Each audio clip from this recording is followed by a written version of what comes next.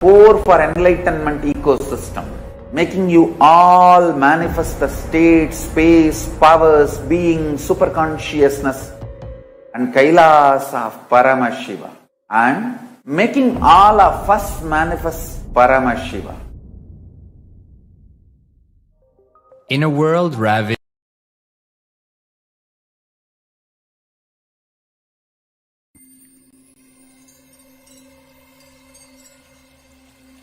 I welcome you all with my love and respect. Let you all open all your three eyes. Om Nithyananda Paramashivam.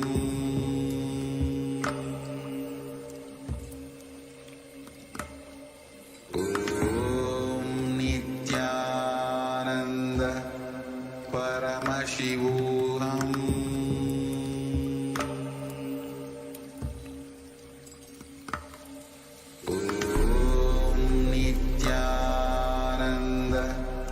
Paramashivam.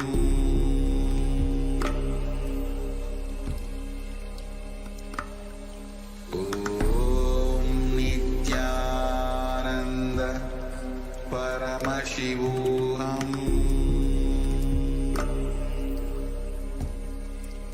Paramashivam.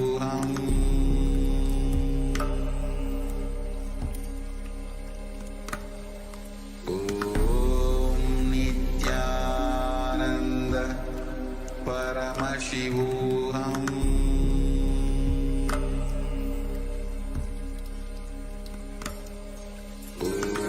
Om Nithyananda Paramashivam.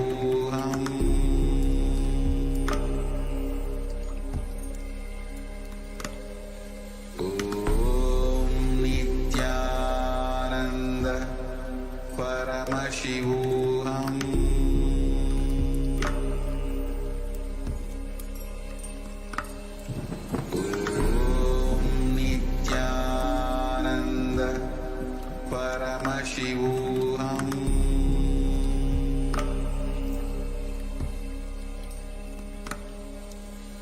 Om Nithyananda Paramashivam.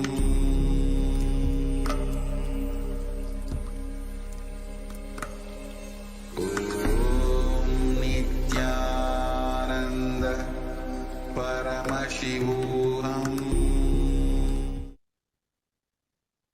Yes, we're back. In the next segment of this program, we are going to be understanding about the time and space continuum. Previously, Swamiji had expanded upon the Kala Tattva. What is the Kala Tattva and what is time?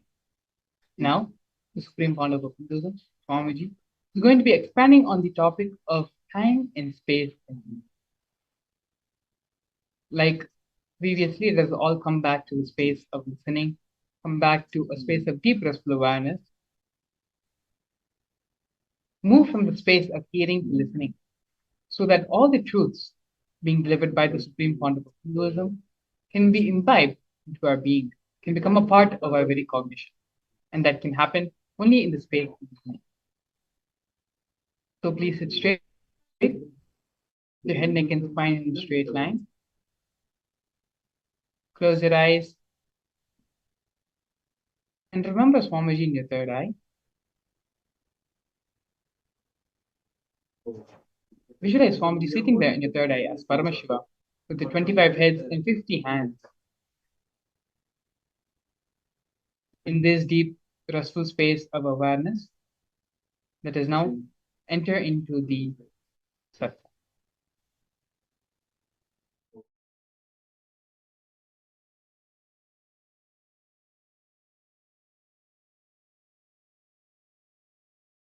Paramashiva's direct message from Kailasa.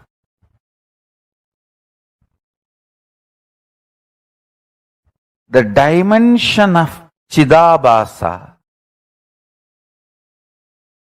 of the universe where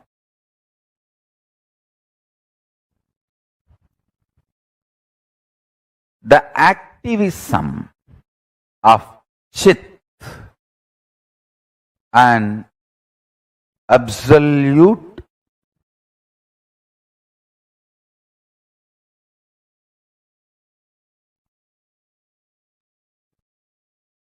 pure existential reality of Chit. Listen, the activism of Chit, we call it as Shakti.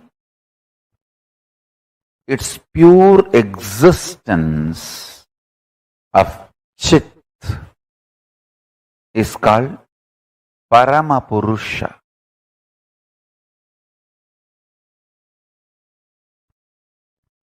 These two together, in its pure being space and intense doing space, both together,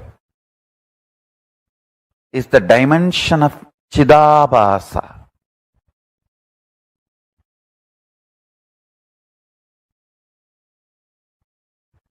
That space of Chidabhasa is the source of all these 5 dimensions of the universe: length, breadth, depth, time, space. Because modern day scientists are trying to use 2 different words, time and space, I am also using the same way, but in reality, time and space is a single sheet. One edge is called time, another edge is called space. There is no watertight compartment or clear fourth wall built between these two. As I said, for some people,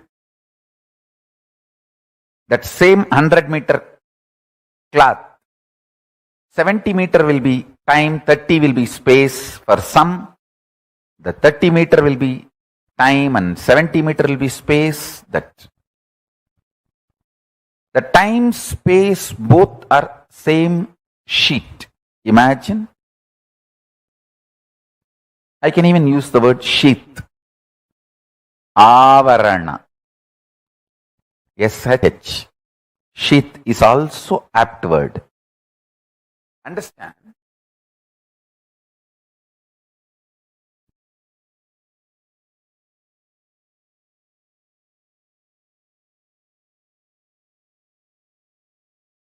Whether you know it or not, realize it or not, your thought and your reality is not by any wall or any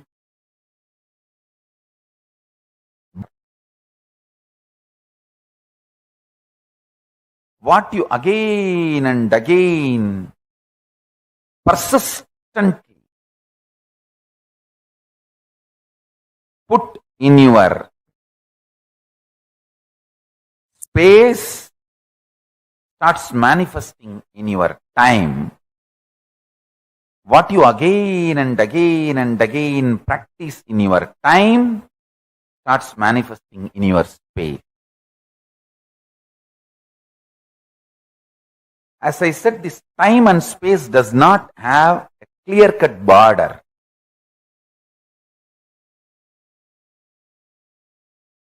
For some people,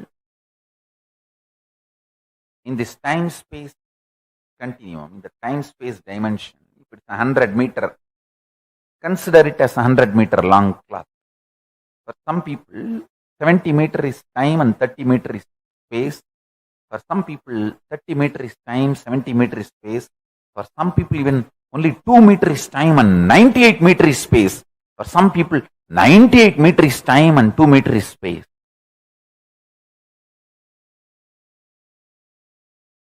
Listen.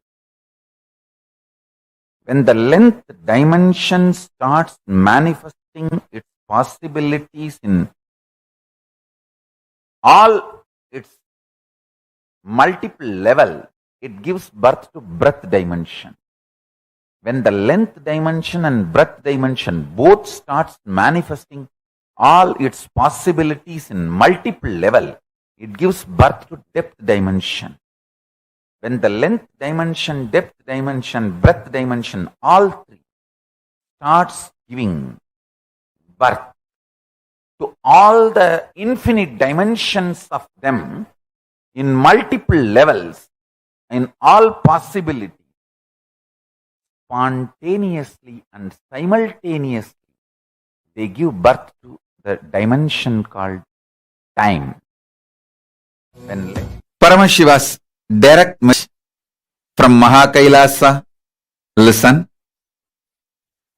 Chidambara, the arena of the cosmic dance, is living space. Understand? Modern day scientists, with their human mind, are able to understand about space only now, too little and too late. Understand? They are trying to understand space. Modern day scientists are trying to understand space. What they understood till now, too little and too late. Thousands of years before, Hindus had a clear understanding about what is space.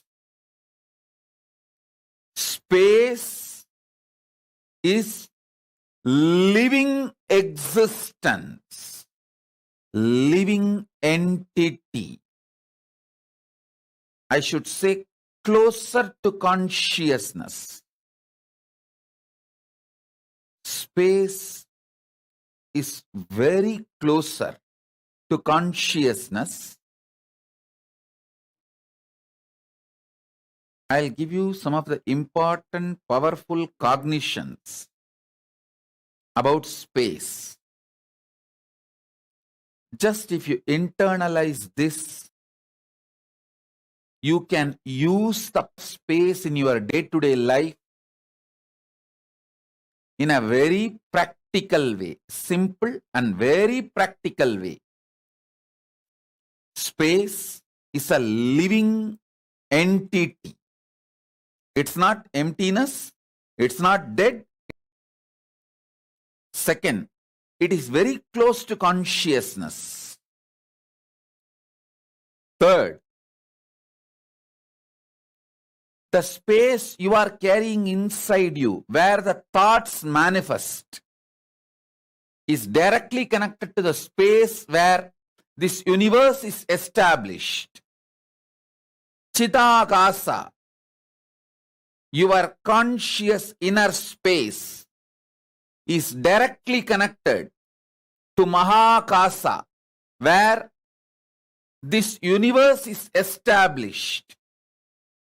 The space where this universe is established is directly connected to the space, your inner space where you are established. It means you have absolute ability to influence, inspire,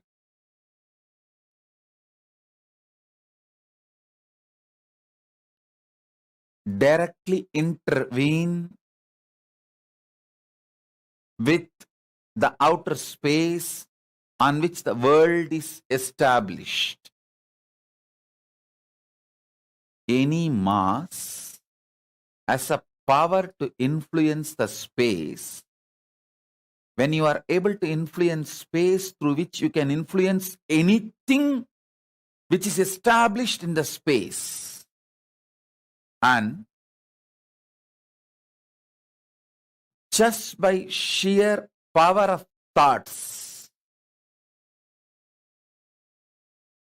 you can raise, lower your mass, through which you can influence the space, through which you can influence anything established in the space. Please understand.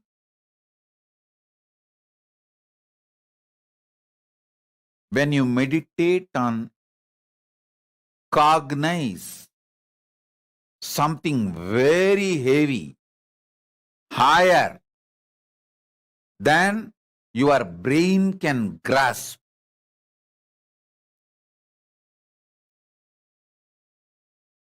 your space becomes powerful. That can influence the space outside. And anything established in the space outside.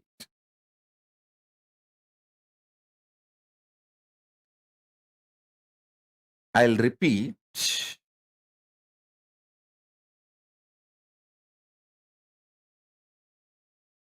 Very recently, modern day scientists are trying to understand how to influence the space, how space can be manipulated to make our lives more comfortable and better. But thousands and thousands of years ago, Hindus had clear knowledge. This time-space balancing itself and the speed of the light is constant, and the continuum of time-space balancing itself almost like eternal.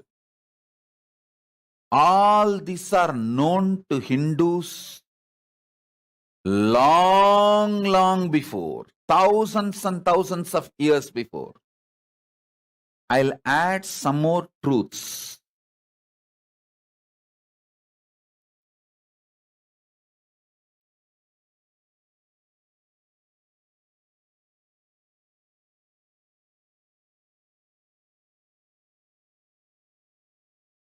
Thoughts can travel using space as medium.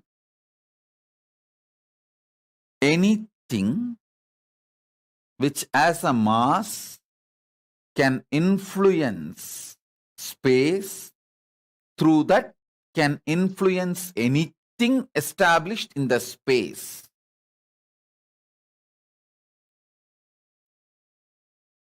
Let me be more clear and straight. Just through your thought, power of cognition, the power of your inner space, Chidambara,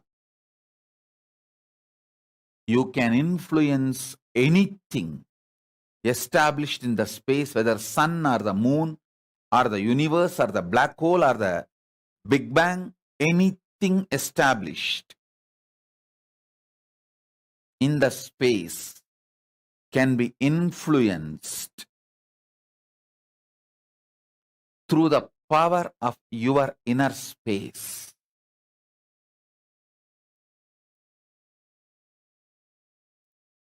Contemplate on this.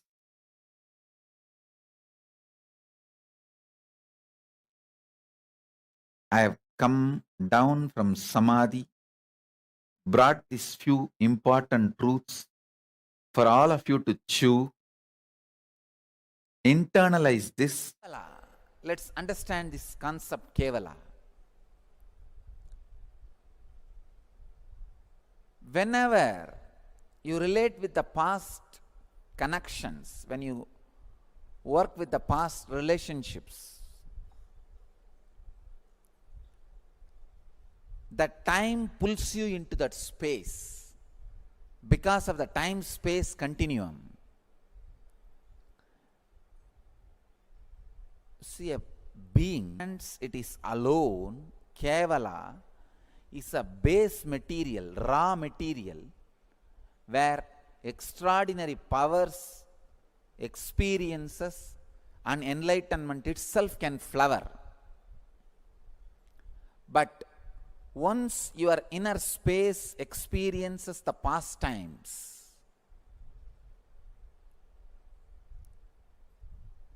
naturally the time pulls you into the past space. Then for next 9 months, the possibility of enlightenment is postponed. The possibility of extraordinary experiences is postponed. Again, it takes 9 months for any human being to sink the idea, Kevala, I am alone.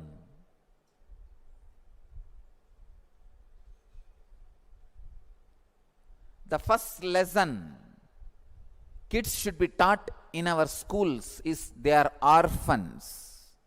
Understand?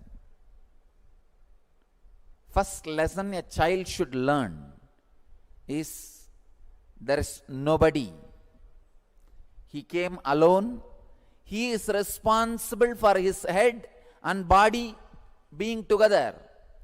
He is responsible for his hand hanging in his body. He is responsible for his leg connected to his body. Child should learn this lesson first.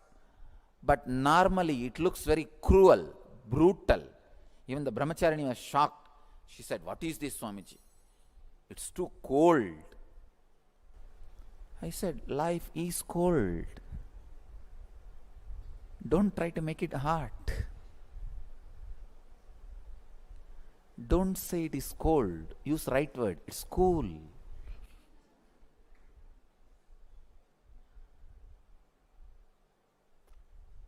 Child should know neither the father nor the mother or the relatives are going to be in his or her frequency. His or her frequency is going to be independently intelligent. Please understand, it is not going to be the extension of the parent's intelligence.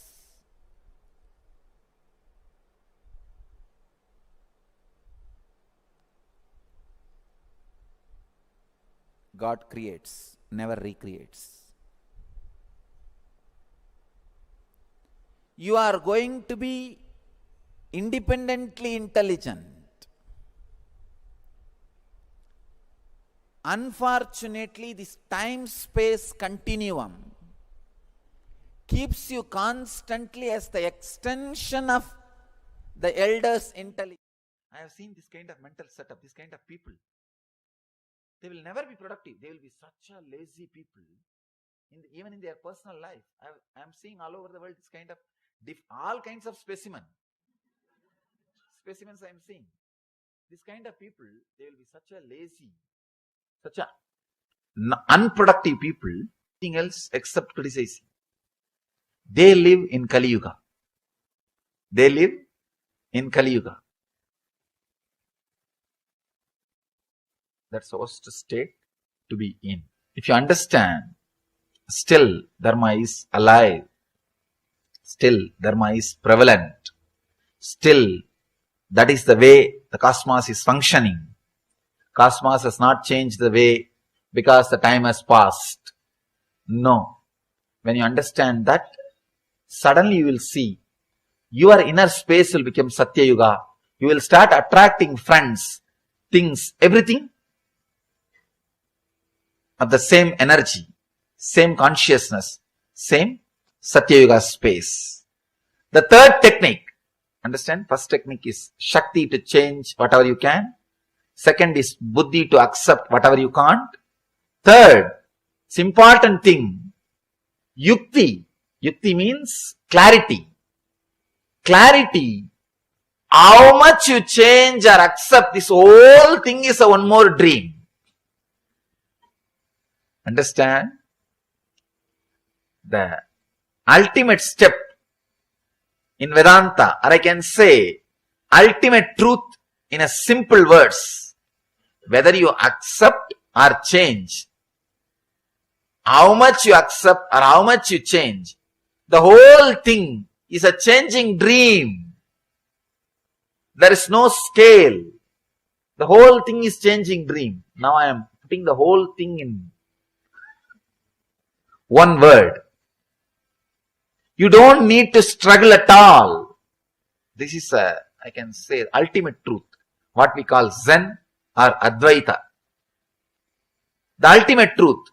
However you change, the whole thing is a constant changing dream. If you understand this truth, how much you change, the whole thing is constantly changing dream. Suddenly you will see you are unclutched. You have a tremendous relaxation inside you. People ask me, if everything is changing dream, then I can do whatever I want. Please understand. If you internalize the truth, everything is a changing dream, you will not be able to do whatever you want. You will do whatever cosmos wants you. You will not be able to do whatever you want. Because the moment you understand this truth, the tremendous inner healing will start happening. The struggle or the suffering will come to an end. One glimpse, whatever is happening is a changing dream. It is constantly changing. Your ideas are changing. Your ideas about changing is changing. Your ideas about transformation is changing. Your ideas about problem is changing. The whole thing changes. For example, sometimes people come and ask me, Swamiji, 12 years before I started my spiritual practice, I thought all my struggles will end. But after 12 years, still I have struggles. Understand? You may have struggles, but not same struggles. The transformation in struggles means transformation in you has happened. 12 years before, you might have been fighting with something else. After 12 years, you might be fighting with something else. When your opponent has changed, be very clear, you have changed. Your opponent cannot change without you changing. It means transformation has happened. Now your fight is happening in different level. In different level. Means the whole thing is changing. 12 years before, what was your desire? What was your fear? What you define as transformation? What you define as mukti? Even those things change. Your concept about liberation constantly changes. The more you expand, the idea also changes. I always tell people, enlightenment experience is ultimate, but not final. That's ultimate means all your ideas about enlightenment will disappear. All your ideas about body, mind, everything will disappear. That does not mean everything is over. It will be constantly exploding into a different space. This moment, you will think, oh God, this is the ultimate experience I can bear. Not more than this. But that does not mean it ends there. Every moment you will be having the same feeling. That is what I call enlightenment. It is a limitless continuum. Please understand. Limitless continuum. It will be exploding, but constantly. What you think as ultimate now will be happening in you.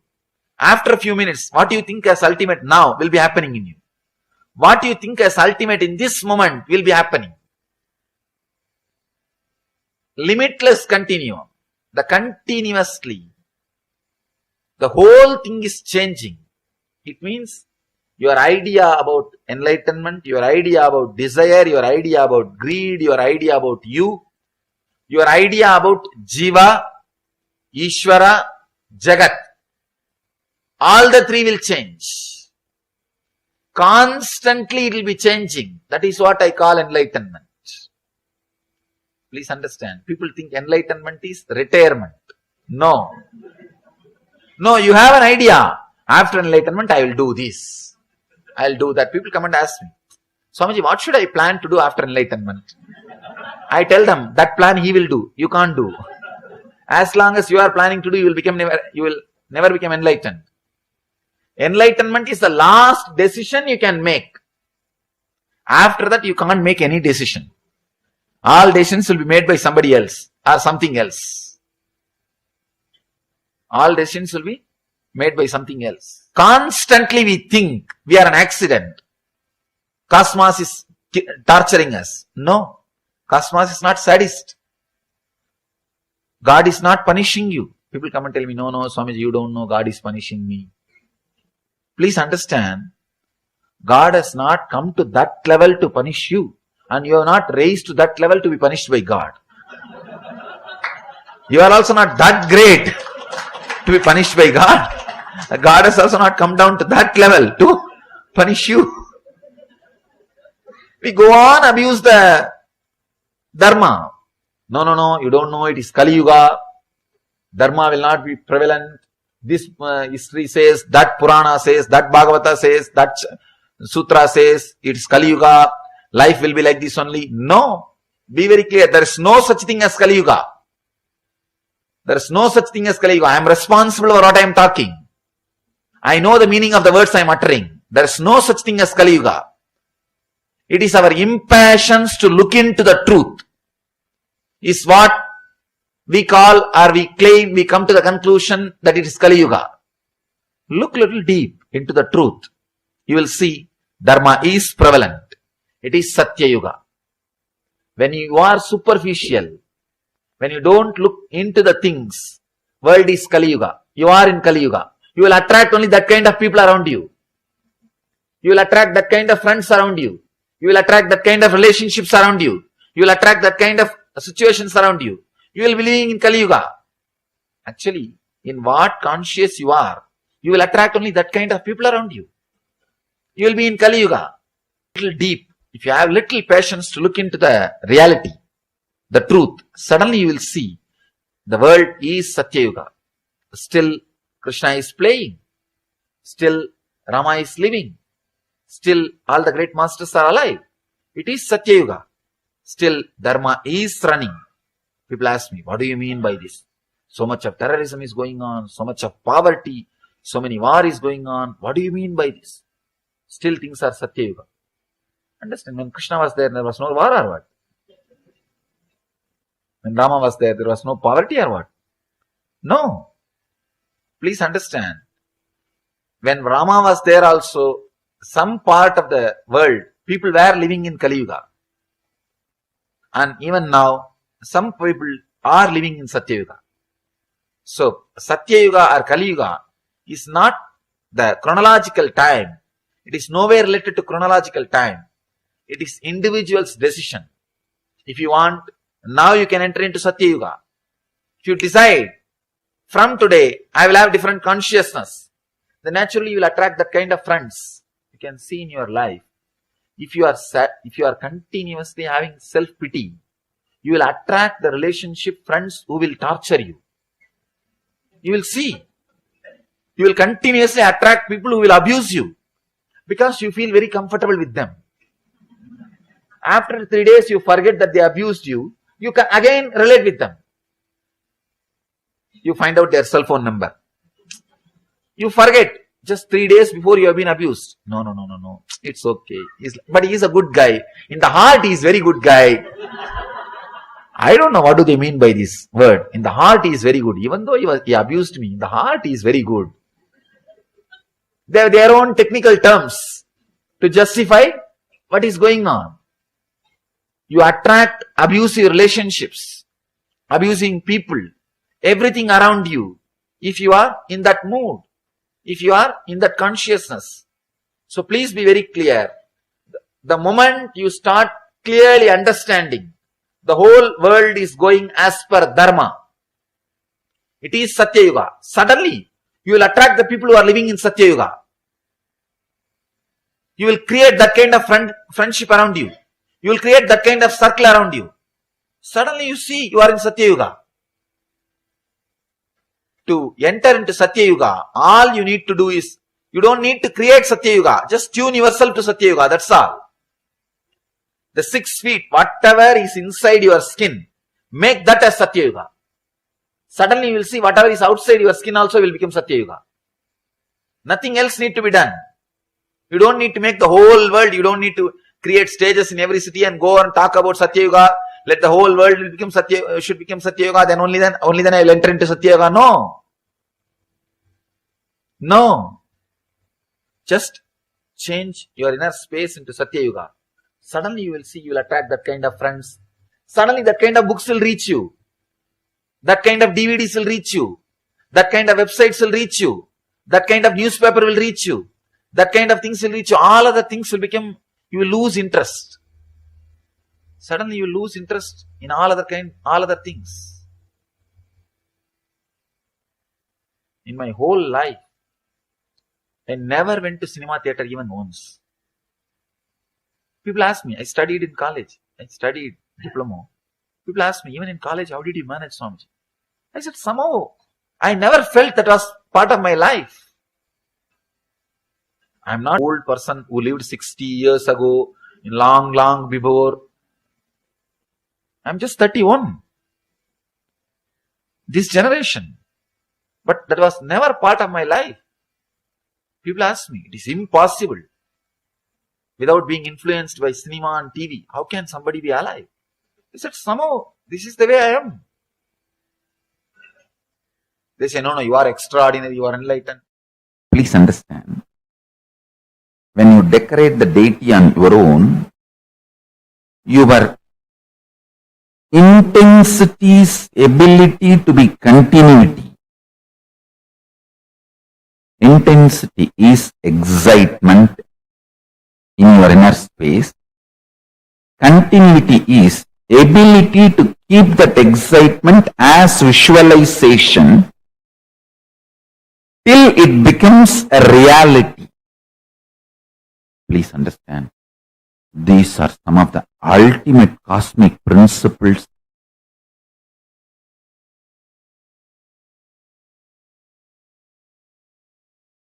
I am sharing with you all from all the Hindu Tattva Darshanas. So listen carefully. This is the quote. Listen. Intensity is revelation or excitement experienced in your inner space. Continuity is ability to retain that excitement, revelation, intensity through visualization till it becomes reality in the physical manifestation is continuity. Understand? Doing puja, making garland for deity, doing decoration, all this creates an amazing fertile ground in your inner space. I tell you, I have done it in my life, multiple births. Life is not between one birth and one death. It's multiple births and deaths. I have done this in my multiple births and deaths. That's why I am telling you.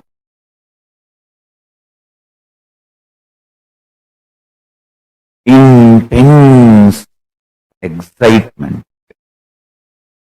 when it is added with the creativity, especially the most superior creativity is Hindu Kriya. Kriyas of Hinduism is the most superior creativity. See my Gurukul kids, just by decorating deities they manifest powers. Because intensity of the inner world starts manifesting as continuity of the outer world. Listen. Intensity of the inner world starts manifesting as the continuity of the outer world just through decorating the deity. If you are a millionaire, want to become billionaire, I guarantee start a temple, start spending at least half an hour to 1 hour physically working on the temple. Tie dhoti, sari, put jewels.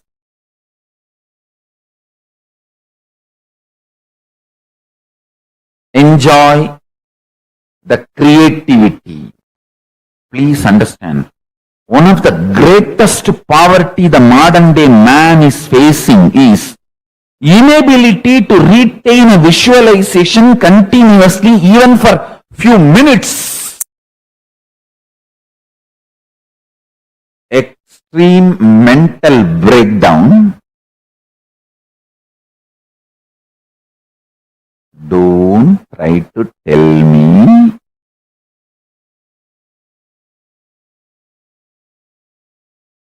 entertainment industry is full of creativity. No. Entertainment industry is full of copying, replicating, duplicating, not creativity. Creativity is less than 0.5%. Creativity, I am defining, creativity is ability to keep the inner space's excitement, inspiration through continuity till it becomes reality.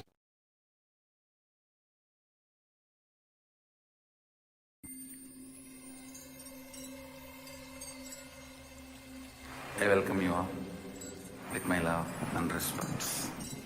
Let you all open all your three eyes. Om Nithyananda Paramashivam.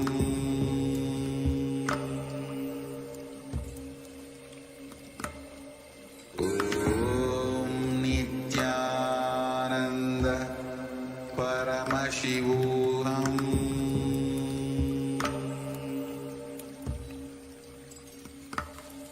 Paramashivam. Om Nithyananda Paramashivam.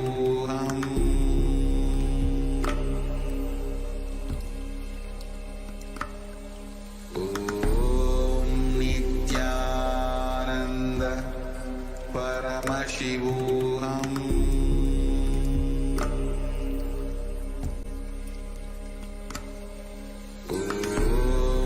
Nithyananda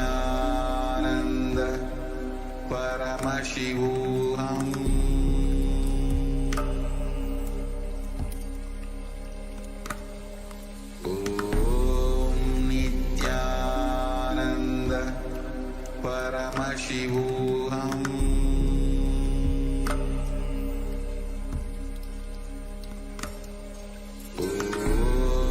Nithyananda Paramashivam.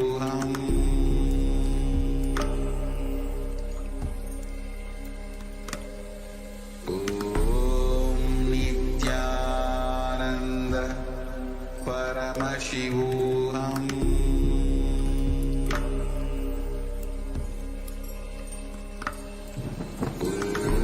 Om Nithyananda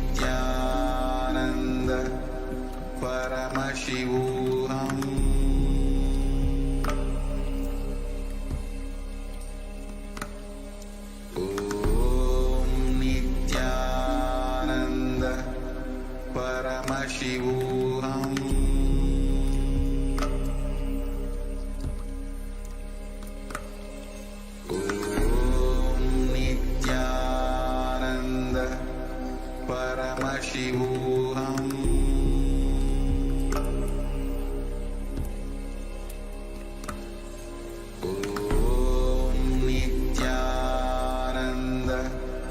Paramashivam.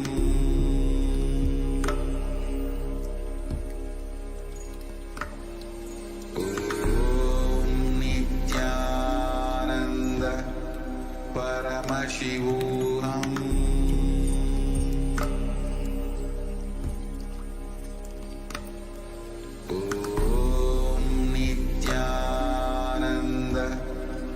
Paramashivam.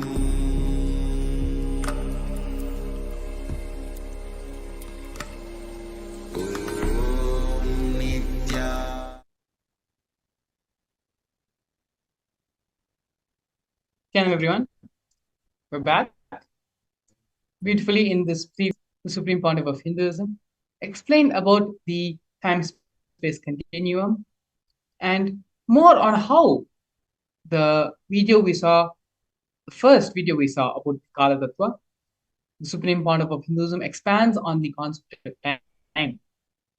In this series, the Supreme Pontiff of Hinduism expanded more on the concept of space and the time-space continuum.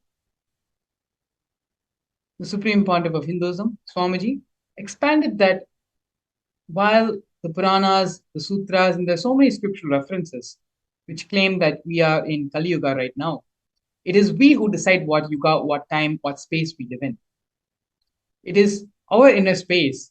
What space we are living in our inner space that decides what yuga we are living in, what time we are living in. If we decide to be in Satya Yuga, if we ourselves are in Satya Yuga and align everything within our body frame to be in the Satya Yuga, then our external world will reflect and change and become Satya Yuga. We start attracting people who are also living in Satya Yuga. But if we decide, if we are living in Kali Yuga, in confusion, in delusion, in unconsciousness, then that is the kind of people, kind of community we are going to attract towards ourselves. Beautifully, Swamiji explained that time and space are not two separate things. One contributes to the other, and they are a byproduct of each other's existence. When you are in a space of deeper awareness, of the space of the higher and higher time zones, that is the reality you are in, that is the reality you start living in, you start manifesting. In the next series and set of satsangs, we're going to be watching the Supreme Pontiff of Hinduism decoding exactly what is time and how we can liberate ourselves from the societal conditionings and societal understandings of time which have been put into us from our young age. Swamiji also how it is our space which decides the reality we are going to be living. Time and space are not two separate entities, two separate functions. Both are intertwined and work together.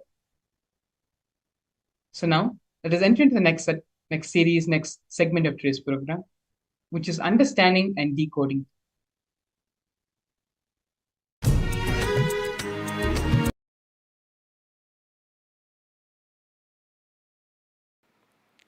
Nithyanandeshwara Samarambam Nithyanandeshwari Madhyamam Asmadacharya Parayantam Vande Guru Paramparam.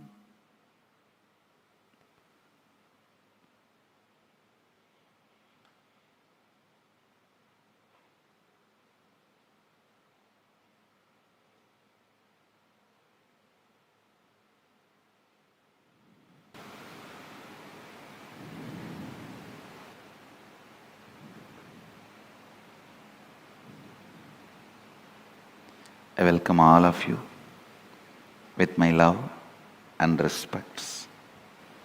Conquering time. First, few basic understandings, few basic truths.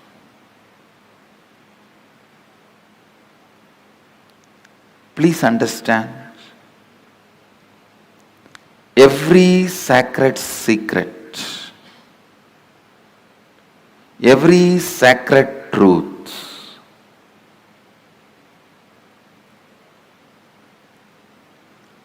I am uttering,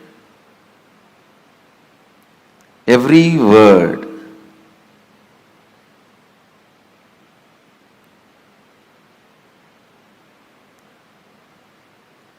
need to be internalized and internalized Do not sit with the intellectual tiredness. Usually people have this pattern. Tell us finally what we should do. No, things don't work like that. Please understand.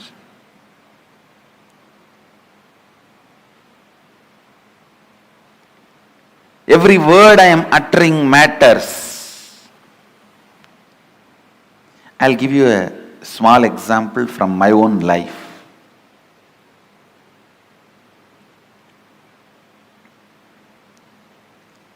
One of my guru, Annamalai Swamigal,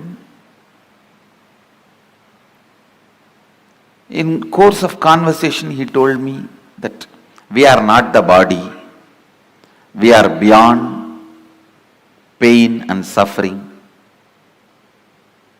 When I was sitting alone and contemplating about it, we are not the body, we are beyond pain and suffering. What does he mean by it?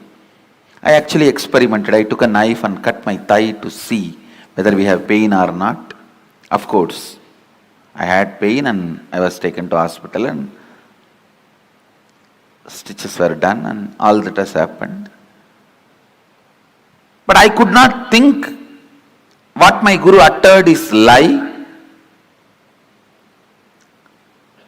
I was continuously contemplating. I had a yoga guru. He was also a Paramahamsa. One day he explained, he usually comes to the house where I was born and brought up. He will come home early morning, 4 o'clock, and drag me out of the bed and take me to the temple and teach yoga. I was a kid. Sometimes the moment I am out of bed, he will make me drink coffee so that I will not go back to bed. One day he was telling, see, before coffee, how you feel that you want to lie down and nothing other than sleep matters. Just a cup of coffee, you are ready to listen to me, and suddenly I became more important. Yoga becomes more important. All the ideas that you should do yoga makes more sense. Without a cup of coffee, all the ideas you should sleep makes more sense. Just with a cup of coffee, all the ideas you should do yoga and take care of your health, build your body so you can get enlightened. All these ideas make sense.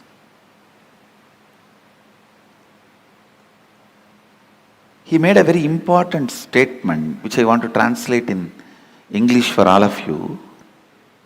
He said, the physiological, psychological, neurological effect on you is not you. Please understand. One guru made a statement, you are not the body. The other guru made a statement, the physiological, psychological, neurological effects happening on you is not you. How many of you click with that second statement? Actually, both statements finally mean the same, but the second statement suddenly made so much sense to me. Yes. Please understand.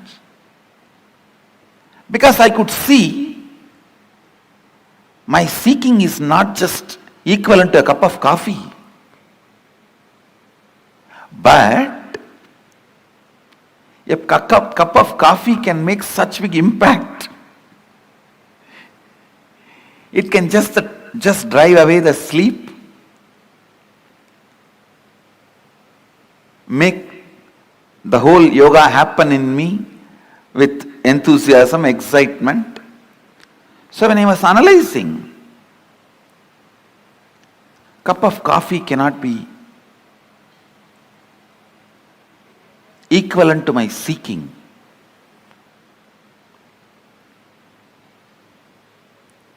Or equivalent to me.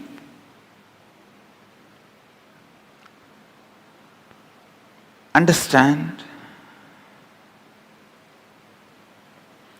The idea he conveyed to me, my yoga guru, is whether you have the feeling sleeping is more important, that is my first priority, I don't care about anything else, or you feel no, after a cup of coffee, the thought current, no, I have to be doing, this has to be done for my enlightenment, for my growth. Whether you have this thought current before cup of coffee or thought current after cup of coffee, both thought currents does not matter. Both thought currents are not you. Both thought currents are empowered by you, not you. That is what the master, the first guru means, Annamalai Swamigal means, you are not the body, you are not the mind. When Annamalai Swamigal told me, you are not the body, you are not the mind, you are beyond pain and suffering,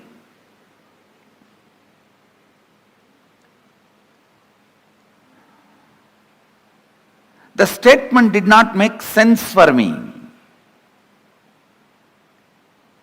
But when my yoga guru explained,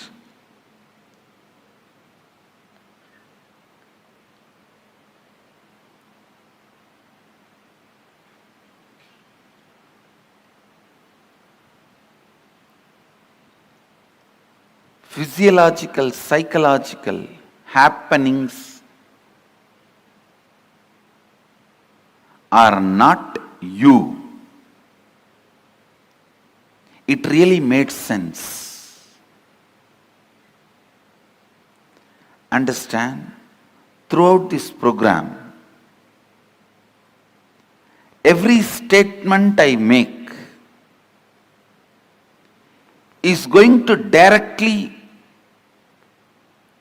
space which is required to transmit this experience to you. Actually, when I had the click,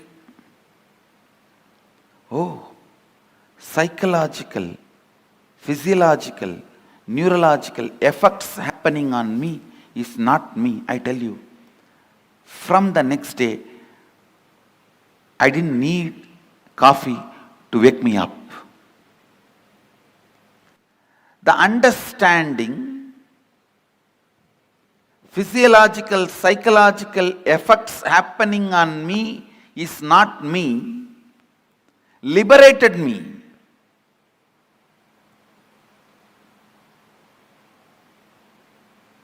Not only from coffee, after that never ever I understand something called low mood or depression or not feeling well or stressed. I tell you, all these words are really strange. Still I am not able to comprehend those words.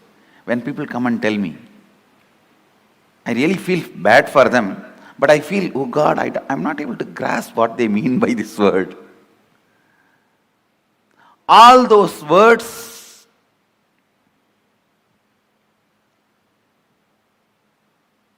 have no meaning in my life because it was such a clear understanding.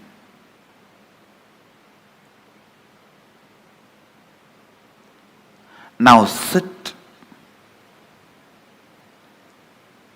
to grasp those understandings, if you are sitting with the idea, all these are okay, Swamiji, you tell me finally what I should do, I will do that. That is intellectual tiredness. Please understand. Egg, if it is broken from outside by force, a life ends. If it is broken from inside, a life starts. If you sit with intellectual tiredness, you tell me, finally tell me what I should do. Even if I tell you finally what you should do, if you do, it will be like a breaking the egg from outside. Even if I transmit experience to you, you won't retain it. When I transmit and you don't retain, it is called Satori. When I transmit and you retain, it is called Samadhi. Annamalai Swamigal, what he tried to transmit, what my yoga guru transmitted, Yogananda Puri, both are actually one and the same. The first transmission may be my intellectual tiredness. It was only a Satori, it never becomes Samadhi in me. Second, when yoga, maybe it clicked with me, it becomes Samadhi, a permanent experience. After that, never ever I had a respect for any of the physiological, psychological happening in my system, and no physiological, psychological happening could have any say on my system. Please be in the space of internalizing every truth I am going to share with you.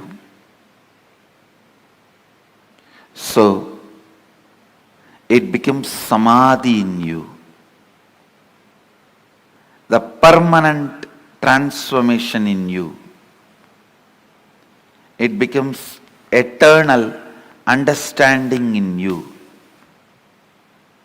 We are going to have a special meditation process end of the sessions today and tomorrow, but that does not is the essence of the session. Now you don't need to be receiving. Every word I am uttering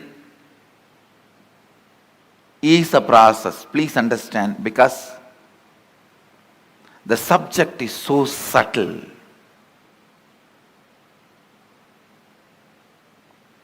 Subject is so subtle. See, when my first guru told me, you are not the body, you are beyond pain and suffering. It is truth, but it is too to grasp. It's too physical. But when my yoga guru told me, experientially,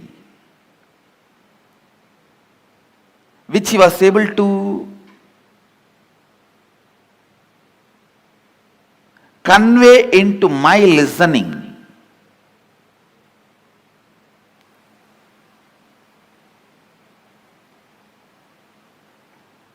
the psychological, physiological, neurological effects are happenings in you is not you. Not only it clicked with me, it brought tremendous liberation. What my first guru, the Annamalai Swamigal, was trying to make in me, the yoga guru made it because he spoke into my listening. Now, every statement I am going to utter, I want to speak into your listening, I will also take the responsibility of making it as clear as possible. And I also request you to be intensely listening without this intellectual tiredness, thinking, end of the day there is going to be a meditation process and Swamiji will do whatever need to be done. I just need to tolerate this to have that process. Please do not have that, because every word I am uttering matters. Come to the space of listening.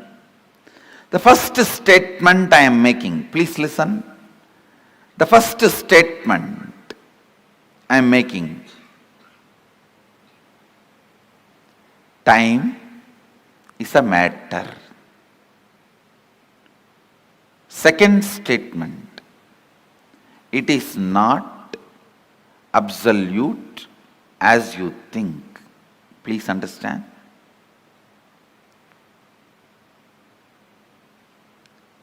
Now I will make these statements into your experience.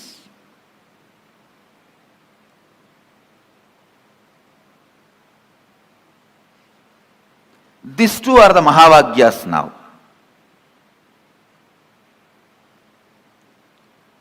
When you perceive this world through this body, you can never doubt the authenticity of this body or the authority of this body. But when you are perceiving the dream world through the dream body, this body does not have authority over you. Please understand. When you are perceiving dreams with the dream body, this body does not have authority over you. Same way, when you are perceiving this world through this body, the dream body does not have authority over you.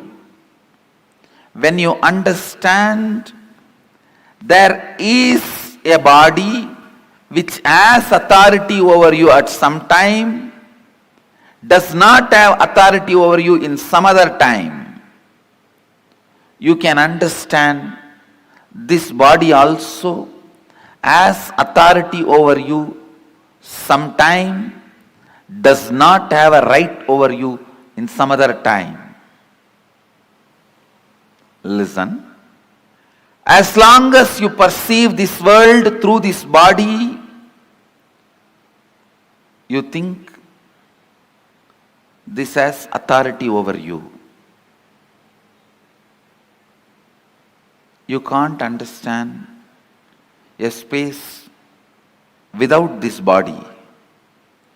Same way, because you are constantly perceiving the world, because you are constantly perceiving your reality through time, you think time is absolute and it is truth, just like how you feel your body is truth.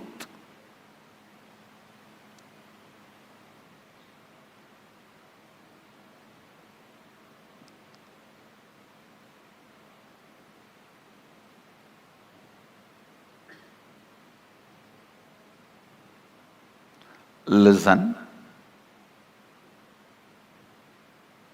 I'll repeat the essence.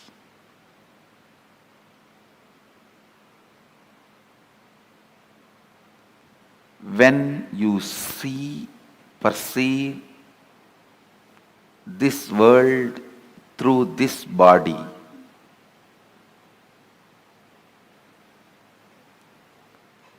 you take this body as authority. sometimes you question this reality, body. When you are so busy in doing business with currency, you forget to question the authority of the currency. That itself is a myth. When you are doing business using diamonds, you forget to question the authority of the diamond.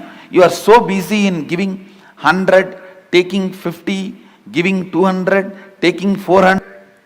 You forget the diamond itself is not something precious, or it does not have an authority other than created demand. Please understand.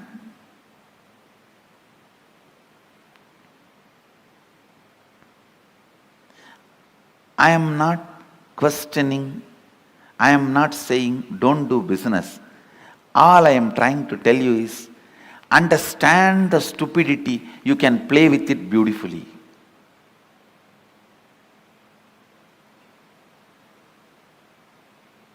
The moment I understood,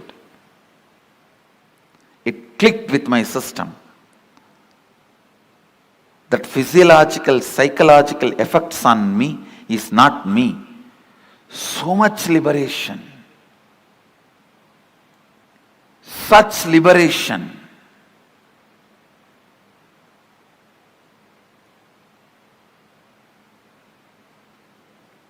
Such a beautiful space.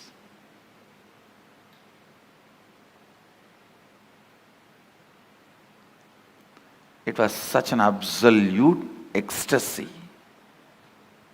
Knowing even that ecstasy is not me.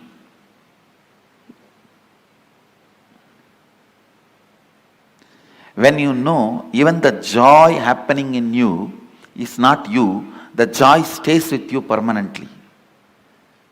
All joys disappear the moment you try to grab them. The first truth, time is a matter.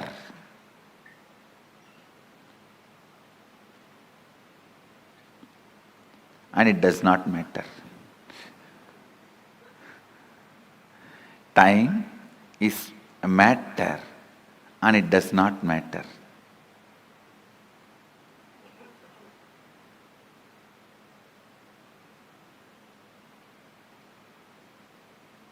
You can manipulate it as you can manipulate your body. Understand? You can make your body big or small with certain practices, diet control. You can manipulate it. You can play with it. Same way, you can play with time. You can play with time. How? We will see next. But some of the basic truths, you can play with it.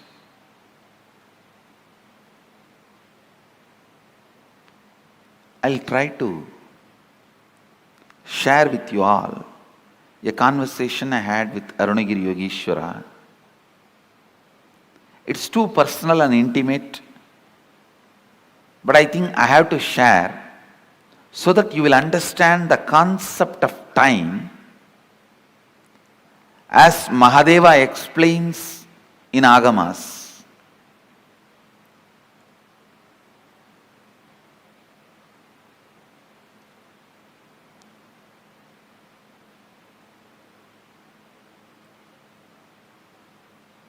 One day I was sitting and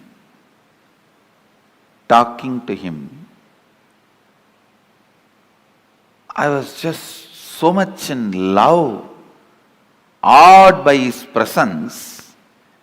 It will always be for spending time I will be talking. There is nothing serious about what I am talking to him. That is why how much ever I try, I am not able to recount or recall everything I heard from him. Very less only I am able to recall, because all the time I was only awed and just I want to spend time with him. That was the purpose. So talking is only secondary. I was talking so that he will not get up and go. To make him sit, I have to talk. Listen carefully. The conversation was about time and space.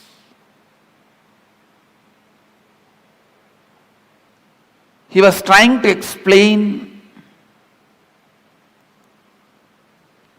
time and space to me. It is time you understand every statement, so that it becomes just part of you. You also need to know the value of one single truth hitting you properly. Please understand, it was just one single truth. My understanding about,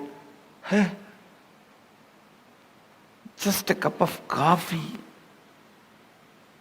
only that much is the gap between me and my seeking.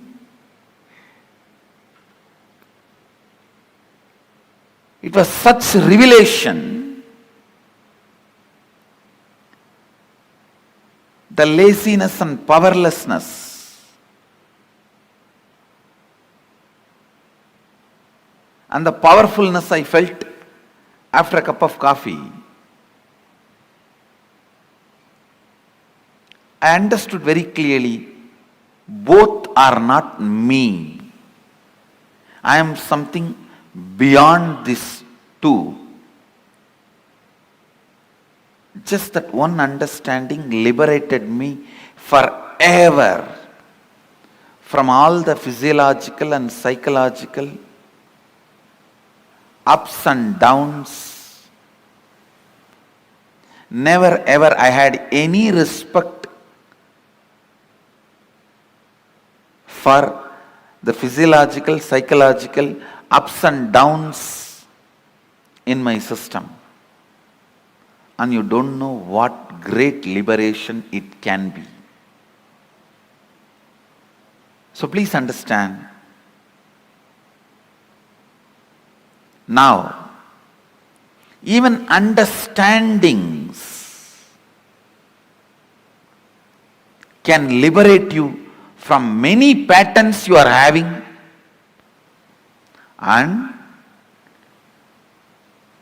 with understanding, if I lead you into the process, the experience I transmit will become Samadhi in you, means permanent.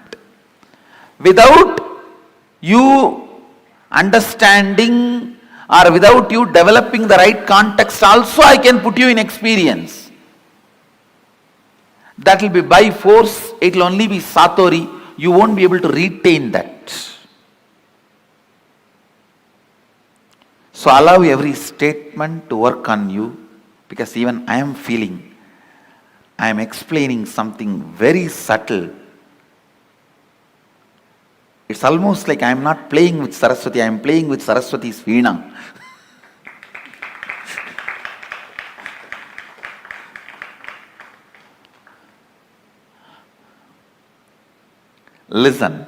Listen to this conversation I had with Arunagiri Yogeshwara, because this is going to give you a very important click understanding about time. The discussion was about time and space. I was asking him,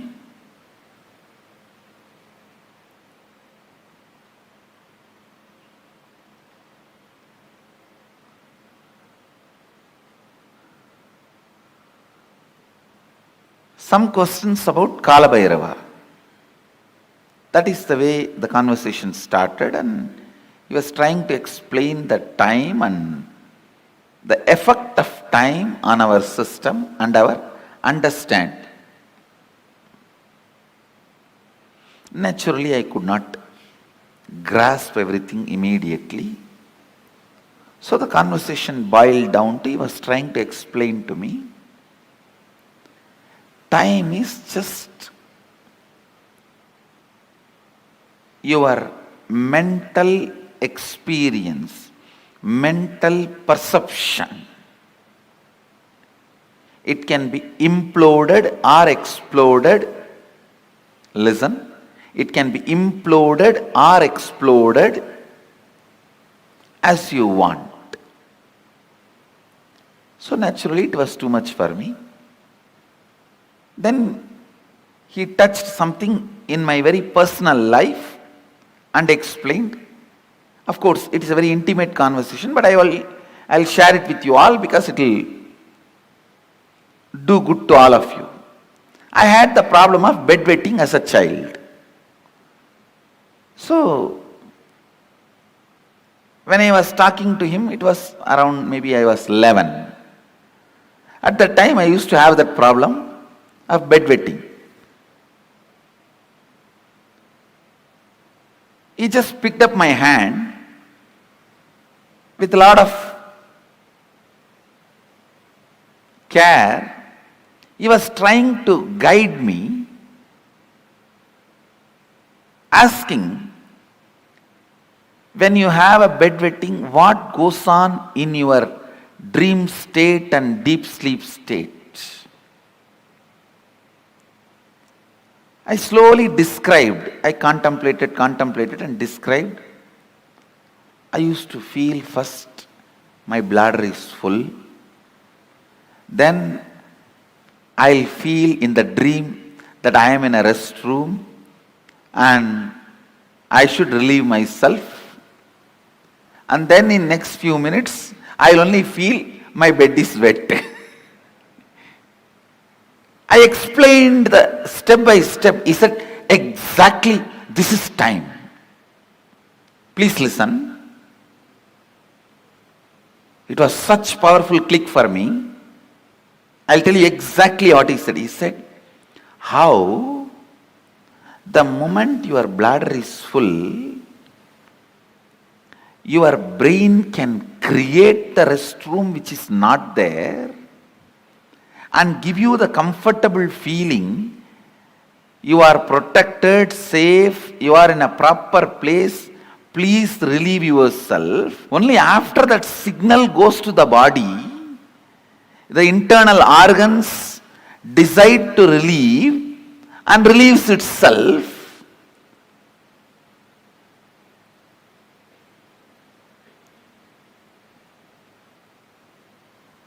The pressure inside you to perceive something, to have some experience, creates the concept of time and gives you various experiences. Pressure inside you, that bladder is full, creates the restroom ambience in your brain, which is actually not there, but gives you a comfortable feeling, you can relieve yourself. Same way, desire to have certain experiences, that pressure inside you creates time which is not there and gives you various experiences.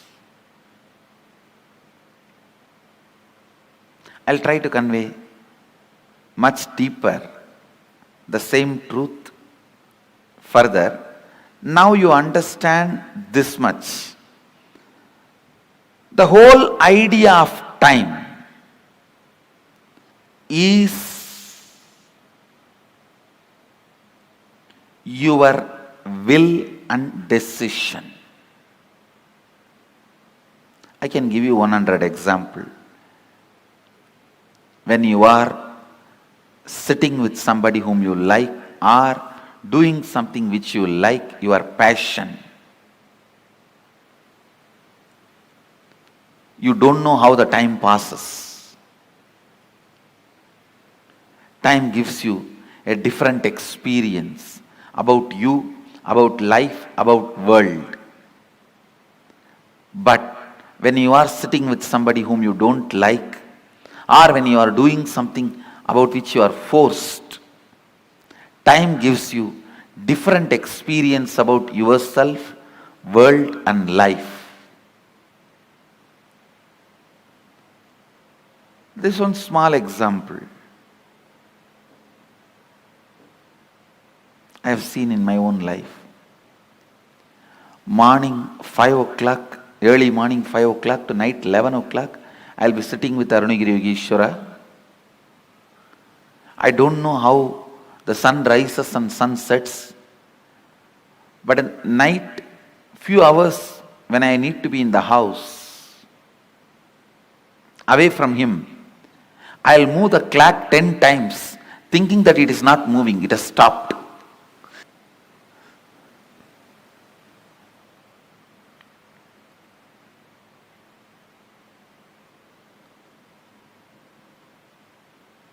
I'll feel why the nights are so long. Time is slow when you wait. Time is fast when you are late. Time is deadly when you are sad. Time is short when you are happy. Time is endless when you are in pain.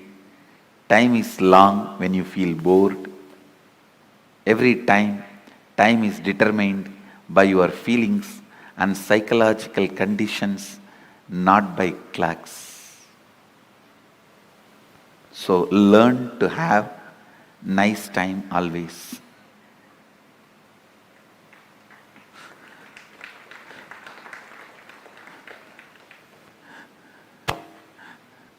Whatever now I am sharing, most of you may know that ideas, nothing new. But I am trying to set the context so that I can lead you into the deeper understanding,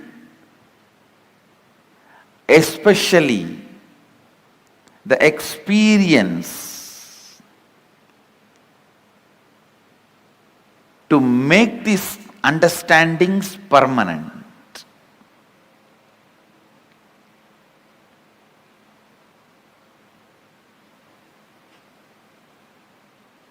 Time is a matter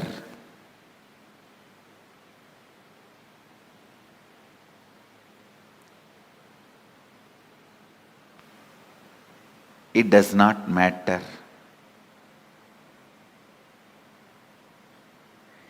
It can be manipulated as you want. You can play with it as you want. One more understanding I received from Arunagiri Yogeshwara about time. Listen carefully.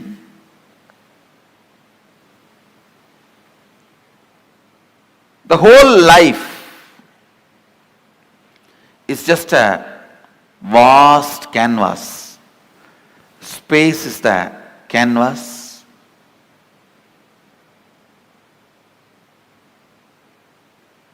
Imagine 200-mile length canvas on which lot of paintings are there. The paintings which you already perceived is called past. The painting you are perceiving is present. The painting you are going to perceive is future.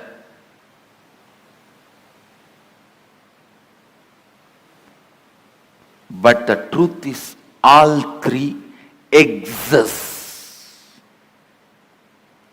All three exist.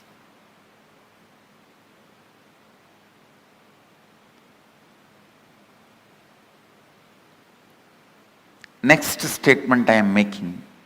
Please listen. First statement I am making. Past, present, future, all three exist. And the next statement I am making, you can alter all the three. We always think, if all three already exist, how can I alter my future?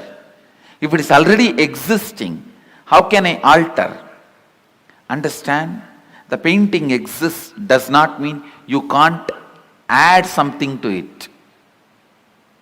Your powerlessness, I can't add something to it, only makes you stop adding.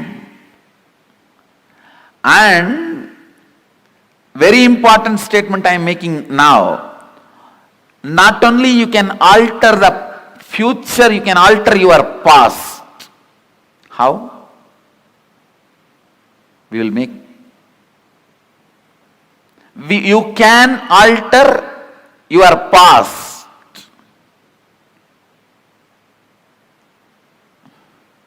You may think, this is too much. How? We will see after the meal break.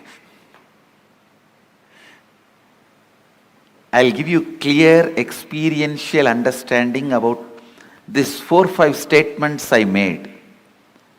During this meal break, go on chew these statements along with your food. 1. Time is a matter, it does not matter.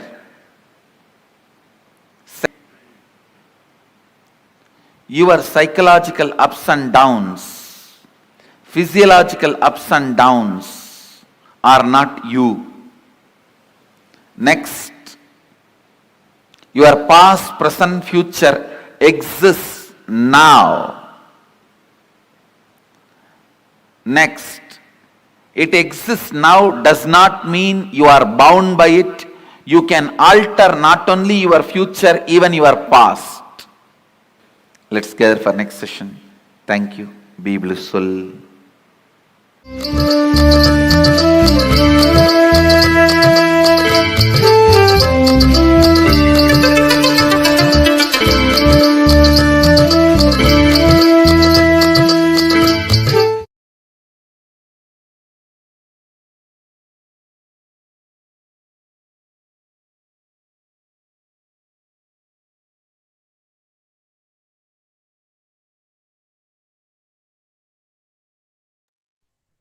Sorry for the technical glitch. Beautifully in this webinar, the Supreme Pontiff of Hinduism explained the science of time and exactly what is time. Swamiji gave a beautiful example. For our whole life, our whole reality is just a long canvas. Time is the painting, is the drawing which is happening on the canvas. Everything which we are perceiving, our experiences, everything which we are seeing, what we claim as the reality which is happening around us, all of it is nothing but time, nothing but matter, which is created by us, can also be destroyed by us, and can be manipulated and transformed into any other form of matter, into any way we want it to be. Beautifully, the Supreme Pontiff of Hinduism also gave multiple examples from his own life and the direct truths and revelations and teachings Swamiji himself received from Arunagiri Yogeshwara about time.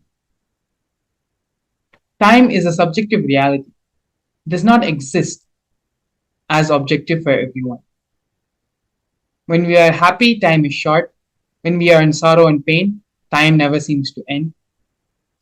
When you understand these fundamental cognitions and fundamental truths which Swamiji revealed about time, then you'll simply know how to use time to manifest what you want in your reality, what you want to manifest in your life.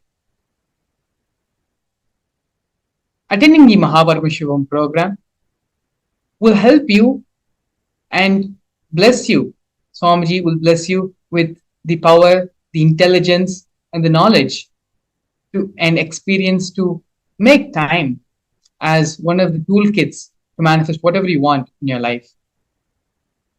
So, without further ado, please go ahead and the QR code and the link to the Paramashivam registration website is being projected below. The program which Paramashivam can offer you, what it can provide to you, what it can contribute to your life is invaluable. No matter how much ever we talk about it, the benefits and the different things which you will be learning in the program, it will not equate to the experience which you will receive from the Supreme Bond of Hinduism during the program. So without further ado, please go ahead and take the next couple of minutes to register yourself for the Paramashivam program. And with this, we're going to be entering the next segment of today's program, followed by the Bhava Samadhi Darshan of the Supreme Pandav of Hinduism in the Virabhadra Bhava Samadhi Darshan.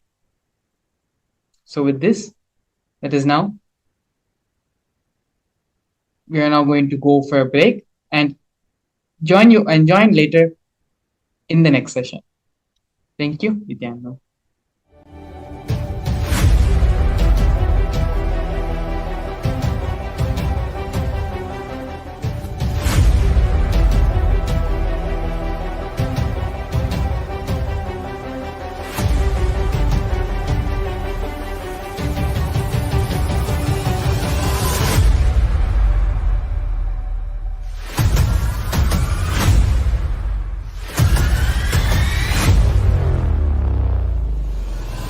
Whatever I shared till now, condensing the whole thing and reviving it as experience, starting from completion, unclutching, power manifestation, the states of consciousness, and the planes, multiple planes, everything.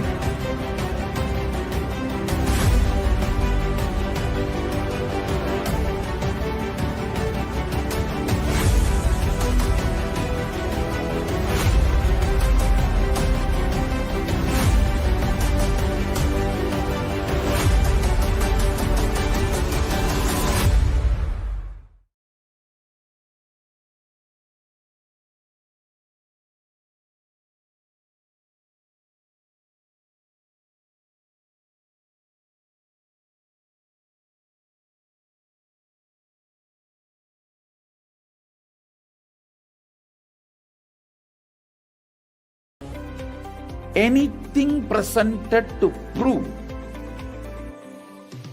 you are not Paramashiva is illegitimate. Decide this. This is super determinism. Understand? Anything you declare as illegitimate will lose power over you, will die in few days, few minutes, maybe in few weeks, whatever few days it takes. It will not have power over you. Understand? This is the method for sudden enlightenment. This is the method for sudden enlightenment. It happens by the Shaktipada. Here Paramashiva is sitting to tell you all, you are Paramashiva, you are me, with Shaktipada and Shaktinipada. The Dvitiya Vinyasa Krama is an extensive and thorough yoga sequence to prepare your body to receive the experience being given by the Supreme Pandav of Hinduism. Through the yoga, which is aligned as per the source scriptures laid down by Paramashiva and the Agamas, Nithyanandam Paramasukadam Kevalam Jnanamurtam Gandvatitam Gagana Sadrisham Tattvavasyadilaksham Ekam Nityam Vimalamachalam Sarvadi Sakshibhutam भावातीतं त्रिगुणरहितं सद्गुरुं तं Namami. Nithyananda, I welcome all the viewers and participants over 175 countries joining with us for the Bhava Samadhi Darshan of the Samhara Murthis of 64 manifestations of Paramashiva, manifesting through the Nijavatara, the supreme pontiff of Hinduism, Bhagavan Nithyananda Paramashivam.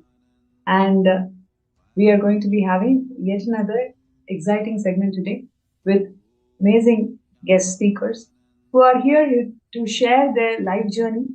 And their life journeys are something so much profound. We can see the impact of the Supreme Pontiff of Hinduism's teachings, his initiations and blessings, how it can influence in the individual level and in the community level. And today's segment is going to be about women empowerment. Yes. So you may think, yes, I've heard this, I've heard a lot of shows about women empowerment. Yes, you may have heard about it. But today's segment is going to cover and unleash some of the very interesting facts on how Hindu feminism is far more advanced and powerful, and how Swamiji has empowered and taken this aspect of Hindu feminism and advanced so many milestones of Kailasa forward over the last 30 years. So, coming back to the state of affairs today, women has been a long-standing backbone of the entire society. But if you take the women in the current society today, there is a lot of inequality, oppression, gender justice, and also sexual violence and physical violence that has been encountered by women almost, we can say, 1 in every 3 women has encountered this sort of oppression and gender violence every day. So, though we may feel that, okay, I am in 2023, so many things are advanced, and people are progressive, and that's what you would expect it to.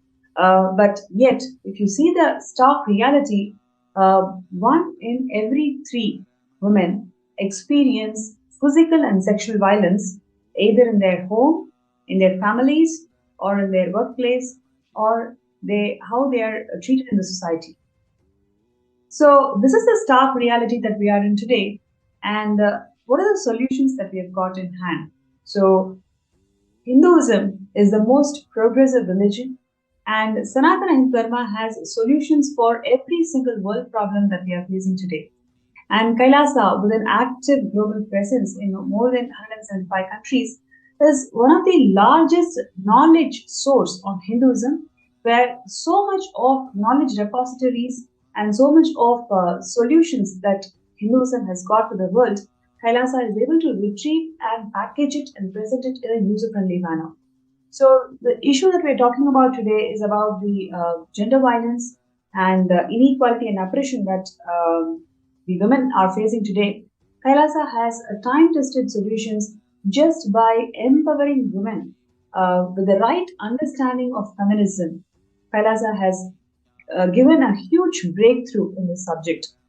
And that is definitely a testimony. If you talk to any Kailasian who's a woman, you can see the confidence that she radiates. You can see the context that she holds. It's mainly because the way the Supreme Pontiff of Hinduism, Swamiji, has enhanced and empowered the right knowledge about Hinduism and feminism. If you take today's feminism, most of it is all about competing with the other gender. It is never complementary, or it is never making femininity as something unique and something contributing and something extremely advanced, just with the power of femininity in each of us, whether it is a man or a female. Everybody has got that component of feminine consciousness. With the completion of that feminine consciousness, man attains his highest possibility. Giving that right perspective of what is femininity and how it is unique, and how by awakening this component in each of us, it can lead to ultimate enlightenment. This perspective is definitely not there. It's definitely not taught in today's feminism. And that is exactly how Swamiji has enabled and empowered all the women in Kailasa and the Hindu women today to attain their peak possibilities in life. And in Hinduism, Swamiji beautifully shares that feminism is not about conquering men. It is about strengthening the whole universe. In Hinduism, feminism is not about fighting with men or conquering men or fighting for an equal status as men. I'm sure so many of you can connect to this very interesting statement that Swamiji has given, because that is exactly how people feels about feminism, right? If you connect with any of the feminism debates or any of the feminists or activists, mostly the whole subject is around conquering men or competing with men. It is never about empowering the whole universe. And what Swamiji shares is women has their own unique place. We call women as Parashakti, manifestation of Parashakti, and all the women around the world, empower yourself with the spiritual strength and realize your uniqueness and contribute to the world. So, the right introduction, giving the right introduction to you, literally gives the very genesis of your identity. It empowers you with the right genesis of the identity. It empowers you to define who you are. And from that space, any action, any reaction that's happening, it all lands in auspiciousness. And we'll take a look at a small video where Swamiji defines Hindu feminism.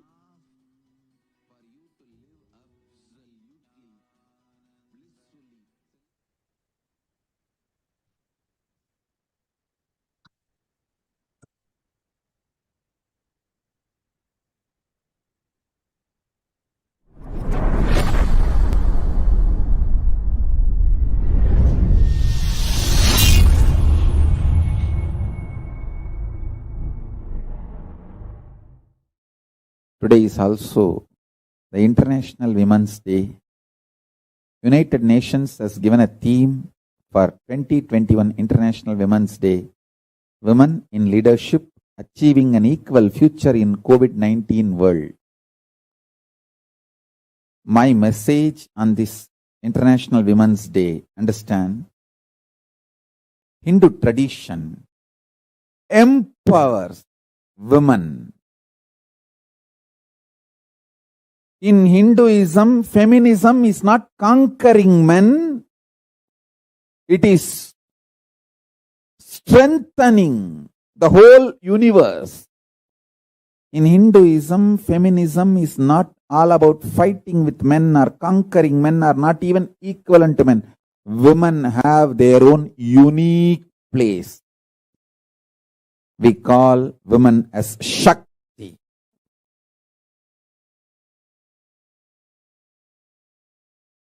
Parashakti, manifestations of Parashakti. Understand?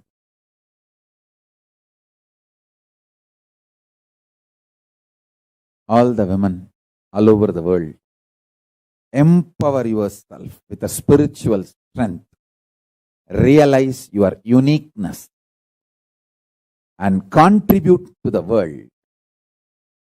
That is my message on this International Women's Day.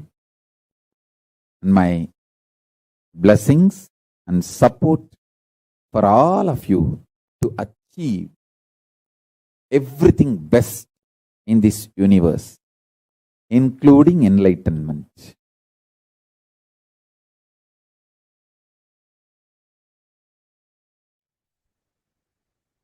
Great.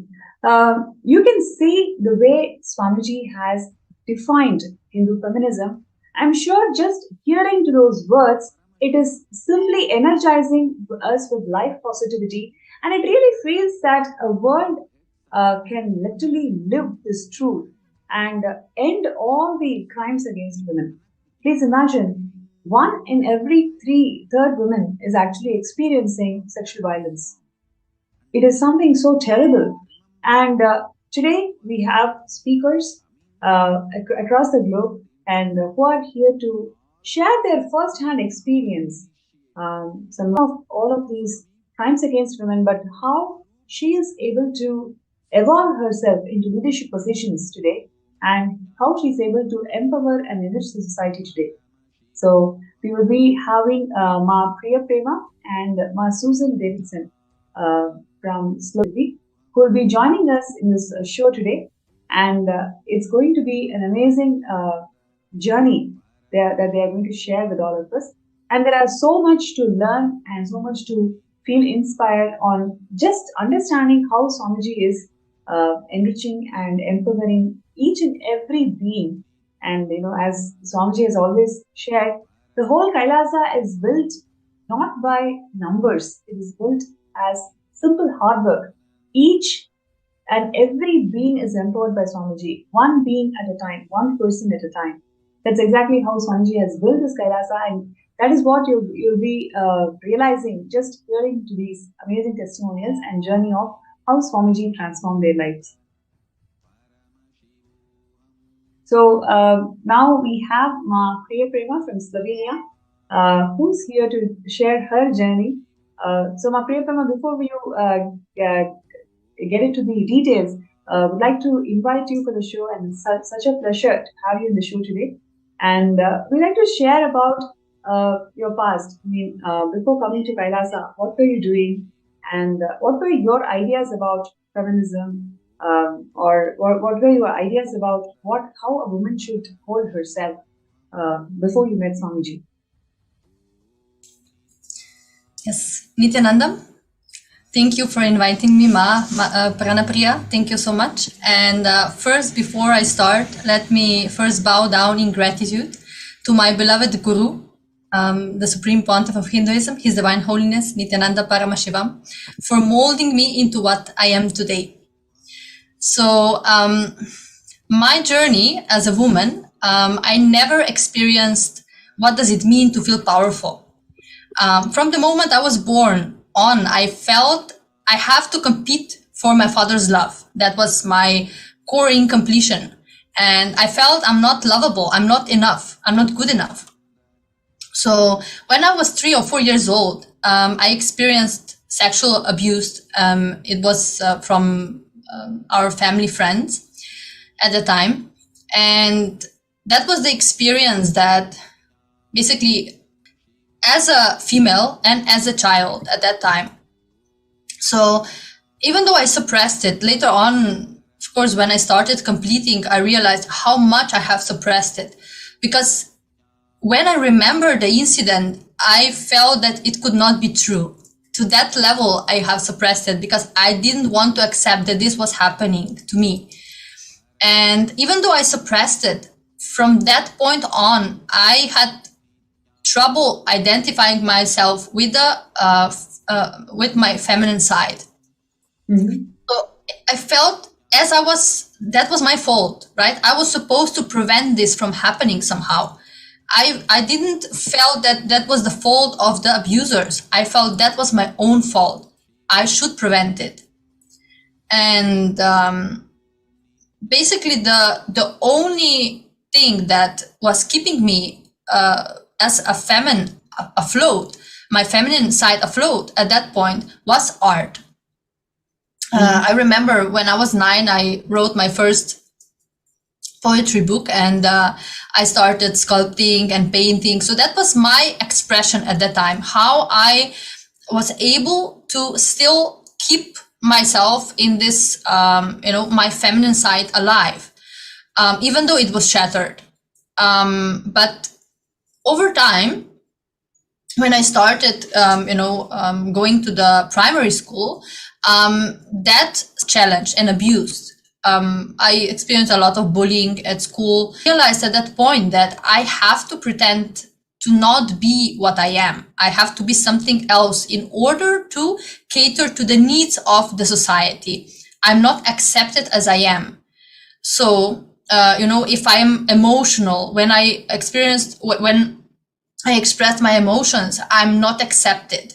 If I express myself as emotional, when I write poetry, if I express myself in that way, I'm not accepted. I'm being bullied for that. So my cognition at that point was, I need to hide my femininity. I had to, hide this part of me. And instead, I began developing more my masculine side. I started feeling I have to protect myself. And at that time, also, I learned that in order to prove myself, I have to compete with others. So by the time I was 11 years old, I developed psychology disturbances, and I fell into depression. Simply, I had episodes where I didn't want to engage with life anymore. It was just to that level that I didn't felt anymore that creation in me was turned off. So the only solution, of course, at that time, the medical system knew was medication, right? So that is even today, we see how they solve this kind of situations. Just 11 years old, they put me on medication. They said, no, this is, some psychology disturbances, so we have to heal it and so on. So the side effects of that made me feel even more powerless. So it didn't heal the root cause of it. So at the age of 15, when I was 15, my father died. And then, of course, everything collapsed for me even further, because when my father died, the part of me feeling I have still the hope that, I will be able to get attention from him, the hope that I will be able to be enough to reach so high that he will be able to love me and accept me. That was, of course, my cognition at that time. I felt when he died that was over. No more chance for that. So then opportunity presented itself. We were, my mother and I, at that point, were in a really tough financial situation. So when I was 15 years old, I started working, and a person approached me and basically offered me to enter into the entertainment industry. And after some struggles with myself, whether to do it or not, I decided to do it. And when I look back now, it is basically how I figured that the society will accept me. If I have the position in the society, if I have the fame, if I have that, then I will be finally accepted, right? But I ceased to live what I enjoyed. I ceased to write. I didn't create anymore, because when I was creating, whether poems or paintings, I felt alive. I felt more complete, because I was getting in touch with my feminine side. But when I started entering into the entertainment industry, it was just the opposite, which is quite interesting, right? Because as a female in this industry, you are presenting yourself. You should be presenting yourself very feminine, but the femininity that they are expecting you to show, it is not the powerfulness of a female, right? Of a woman. It is basically just catering to some needs of the certain project that you are doing. So as a model and actress, I was having external success, yes, but inside I was broken. I was shattered, empty. There was nothing there, no sign of powerfulness. So constantly, day in and day out, I was trading my inauthenticity for attention. That was the bargain, right? I got attention, which I was always thirsty for. So there was never enough, because the root of it was different. So even after some years, when I started working on television and, I became the journalist, they didn't change, because in this world, we would say, okay, this is up the ladder, right? It's a higher position, but that didn't change my inner space. I was still feeling powerless. I was still feeling I'm not good enough, because that didn't empower me. my identity as a woman by then was already shattered. So that position or no other position could empower me. So when I was 19 years old, I decided to get married. And then I also decided to leave the industry and I opened my own company. So I become entrepreneur. And at that point, I didn't know anything about that, right? But I just felt that, now that I get married, I should be more stable. I should, become basically go out of this environment. So because I was a owner of a company, I had the position of a leader, but I didn't have the state of a leader. And at that time, I felt that this was one and the same. Of course, before I met Swamiji, that was one and the same for me. So because my sacred femininity was suppressed, I was not creating. Even though I had the company, I was working, all of that, but that was not creation. It was not that real creation from the power within. I was, everything that I was doing, everything that I started had a fragrance of destruction, the fragrance of failure, because that was how I experienced myself. So basically in this industry, exchanging powerlessness for powerlessness is what it is all about.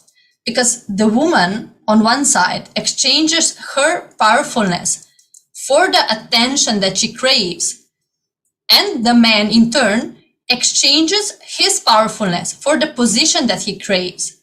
So both end up robbed and exploited in the process and start competing with one another for the power, right? Instead of uniting.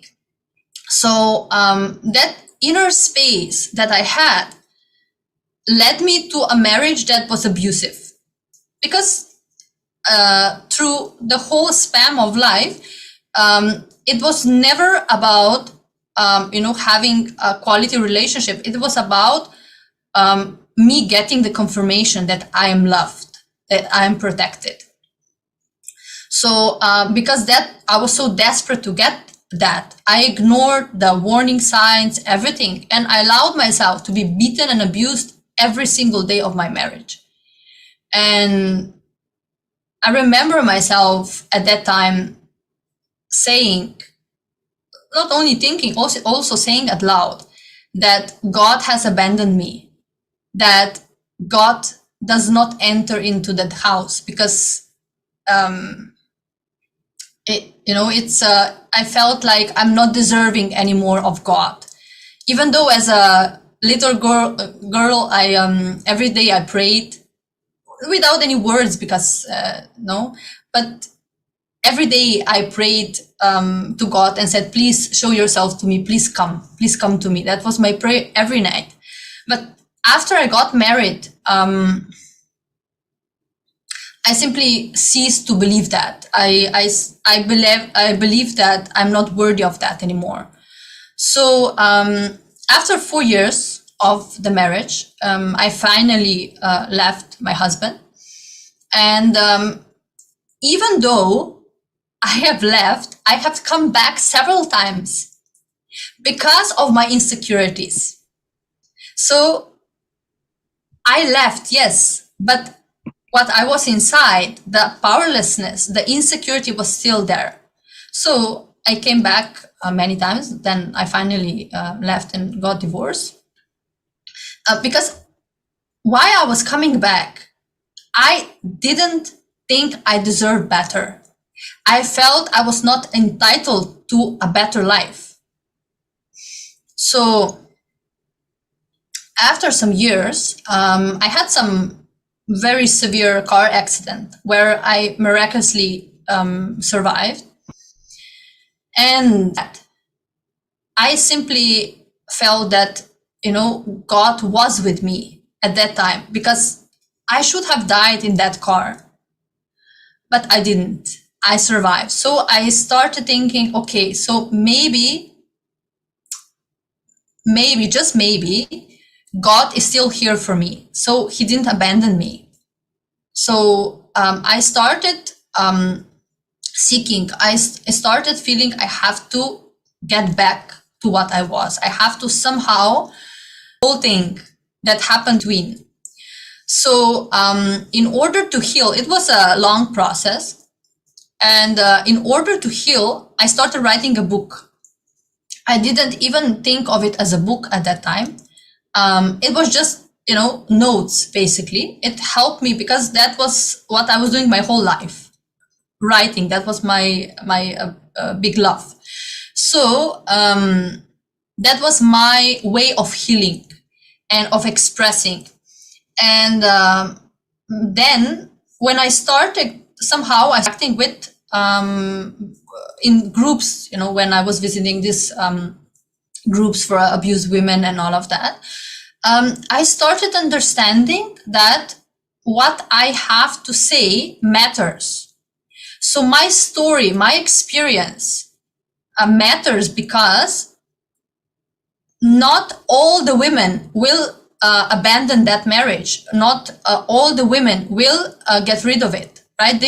Maybe they will remain in the marriage because of the kids or whatever it is, right? I didn't have kids. So for me, it might be easier, right? Or not, whatever. But women, a lot of the time, stay in the marriage, whether it is for children or for some other reason. And I understood from, the women that I was speaking with that I should, if I have that courage, I should speak openly about my experience. Because the notes that I made was very raw. That was a very raw expression. I didn't alter it at all. I shared everything. All the dirty details, I would say, of, from how I was bleeding, how everything was there. So I decided at that time, when I was listening to these women, I said, okay, so if I don't do it, if I don't say, then who will do it? Because in Slovenia, there was no manual, or there was no experience, direct experience of a woman who survived something like this. So I decided for me to go ahead with it. I decided to expose myself, and because of my exposure in media before, naturally that means also that I will be exposed media-wise. So I accepted that also, but I felt that was more important than anything else. So the book came out and became the manual for the abused women, and I was basically very honored that I was able to contribute something to the lives of any woman who goes through the same thing. So in this process of healing and raising myself, I might have been trying different spiritual techniques to empower me, but inside, even when I was writing this book, I was still a shattered little child who deeply believed that failure is what is destined for. So when I look back now at the book, right, when I'm reading now my book back, I see that was still the space. Now, from this space now, of course, I will write it differently. I would have taken the responsibility, even in the writing, for what I have decided to experience at that point. So it was, yes, ma, sorry. Sorry, Ma Priya Prema, I just wanted to make a note here. See, typically, somebody who has gone through such hardship right from young age, and then taking up a bold profession like modeling, out of the incompletion that, I need to really empower my masculine side, and then going through this very tough married life, and then saying that, okay, let me discover myself, and putting that story out so that brings the awareness. This is probably one of the typical scenarios of how a modern feminist or feminine activist, women activists would approach the situation. But what is the important aspect that you're bringing here today is, though you are doing all these things, though the things that you are doing is right, but it is all coming from the broken space where you still don't believe in yourself, but you have to put up that space, to keep you going as a mechanism, as a defense mechanism. But it is really Swamiji's teachings and all the initiations that is actually repairing the true being. When the whole repair mechanism is happening from inside, from within, then you really discover yourself, right? The real alchemy, the process of realizing the divine within, the real alchemy happens in a much more powerful way, which is what today's women require, isn't it? Yes, Ma. See, it wasn't until I attended Paramashivam level 2 at that time. It was the beginning of the COVID, epidemic, that for the first time I realized, or I encountered myself with real feminism. That was the first time I even realized what it was, right? Because when you speak about feminism here and there, it's completely different, right? And I was simply mesmerized by how with each word Swamiji was cherishing the Divine Mother. And I was reminded at that point of my true identity. I realized how much I have lost in all of this time. So the more I started living in the ecosystem of Kailasa, of course, all the initiations, satsangs, of course, the yoga, everything. The more I started living in ecosystem, the more I felt empowered. The restlessness that I felt inside just disappeared because I did not have to search my power outside anymore. It was just sitting in my inner space, right? Waiting for me to be awakened. So that was one breakthrough. And I still remember, the moments in this program where simply everything shattered. And I remember when I applied for the program, even before that, I was already connected with Swamiji, but I was just listening to satsangs, right? And Kalpataru program I did. But I remember still, I just woke up and I still remember the email that I got. And there it was in bold letters, Swamiji's quote: "Once the program ends, you will not be there anymore. Only Paramashiva will be there." And I remember myself saying, I don't want to be what I am now. That is not what I want. That I don't feel connected to that. This is what I want. And Swamiji delivered that 100%, 1000%, more than that. So later on, when I became I became involved with, started volunteering for Kailasa, and later on, I got the blessing to become the coordinator for my country. That was the point where all the insecurities came out also, because the space of a leader was different from the position. That was the click that I still didn't got at that time. But through all the churning that Swamiji was doing, pulling everything out, but in the same time, so beautifully, exchanging the all that it was churning out with the leadership space. So I started at that point when I worked, when I worked and volunteered, and I started doing his work. I started to realize the value of one woman empowering the other instead of competing with one another, right? Because that is the world that I was coming from, competing with each other. So the ecosystem of Kailasa made me fall completely in love with my own femininity and rediscover it, because I didn't realize what it was before. And of course, heal from all the times where I allowed myself to be exploited. So before, I can say that I was chasing confirmation from outside through position, fame, right? Relationships.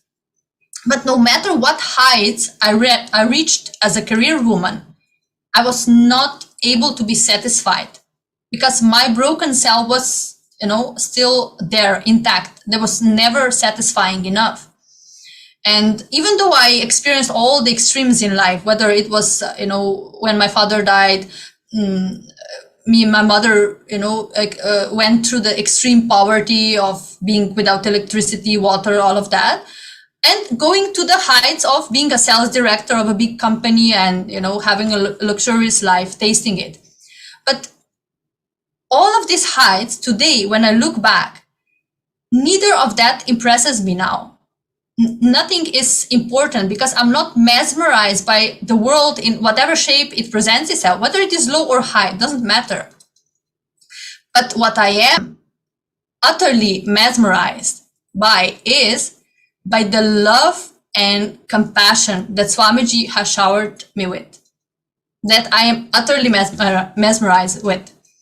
And today, I know, of course, now it's different, but now I'm realizing, today I'm realizing how he guided my whole path, how even when I was not realizing everything, whatever I have experienced in my life has been a preparation for what I am today, for being here, sitting with you today. That was all a preparation.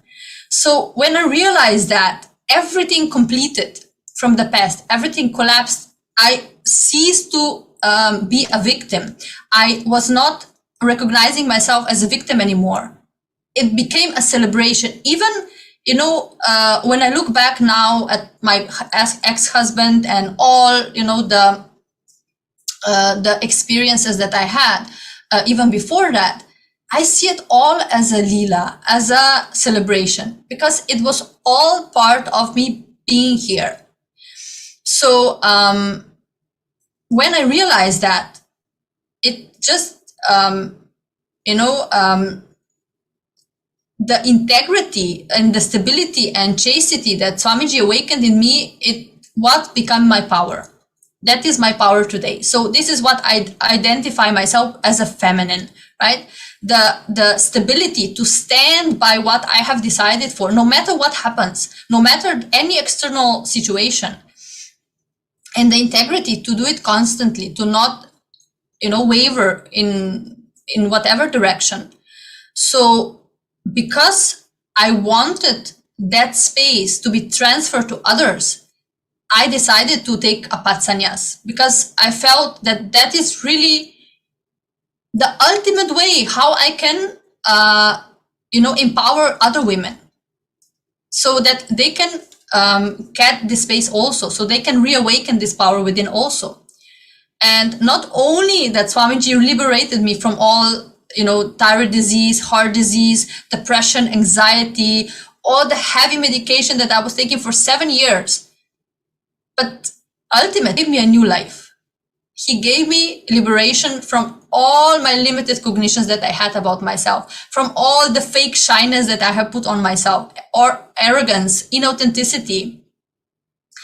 And he raised me to the space of a leader just by, I would say just, it's not just, right?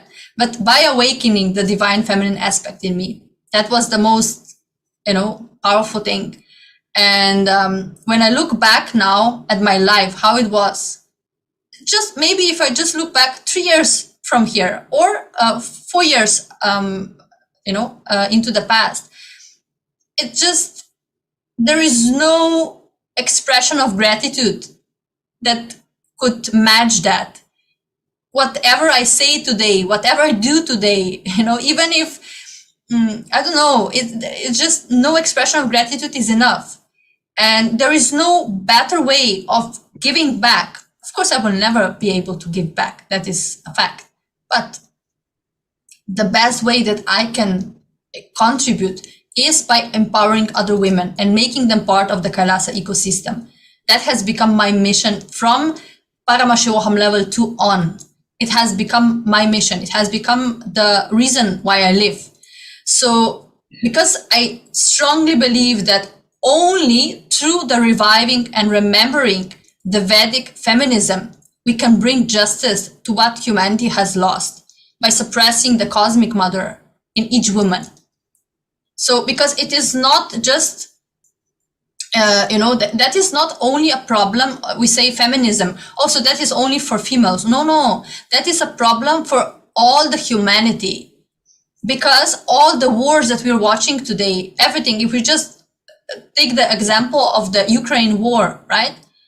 If a man leader has at home a chaste, powerful woman who is supportive, it's simply the man will learn from her how to be a good leader, how to be a compassionate leader, how to create and not destruct, how to not play power games, but instead create a better future for his people. So here we are seeing this example. If real Hindu feminism is awakened again in women, then also all the men will be awakened to a better leadership or whatever they're doing in their lives. So, I'm really... Priyaprema, I just wanted to jump in and add here. Firstly, we'd like to say that it is an incredible journey, what you're saying. Somebody who has gone through so much of baggage in the past, and that is something not very easy to let go of, to how Swamiji has made you feel that you have to enrich, you have to share the science with thousands of people. So you can see the amount of passion that you're having in terms of revival of this entire culture and the whole wing of Kailasa. I think one of the things that you also mentioned about the various initiatives of Kailasa and how literally it helped you towards manifesting what you want in life. So one thing, especially for all the indigenous women out there, Kailasa promises the right to quality of education. Every single person who is born, they have right to know the right to utilize service, which is here in this case, it is TTS. So really, if you look into all the things that we have been discussing in a personal level, it's more of for each of the tasks, it just goes into a worm. Like there's no way how we can come out of it. But Swamiji's initiations and Swamiji's Darshans and Swamiji, how he connects to Devi Parashakti, when he revealed all of that, we can literally see that 8 out of 10 verses, either they carry mistranslation or that translated version does not even exist. So this is how people exploited the Sanatana Dharma when we were discussing about it yesterday. And in terms of giving voice for this initiative of breaking violence in all the forms. In every single form, that there is this huge pain, and Swamiji's grace and blessings. We need to think about how do we come out of the situation and really live the way he wants. You can see here so many beautiful reminiscence of Ma Priyaprema, where she's receiving all these certificates from congressmen.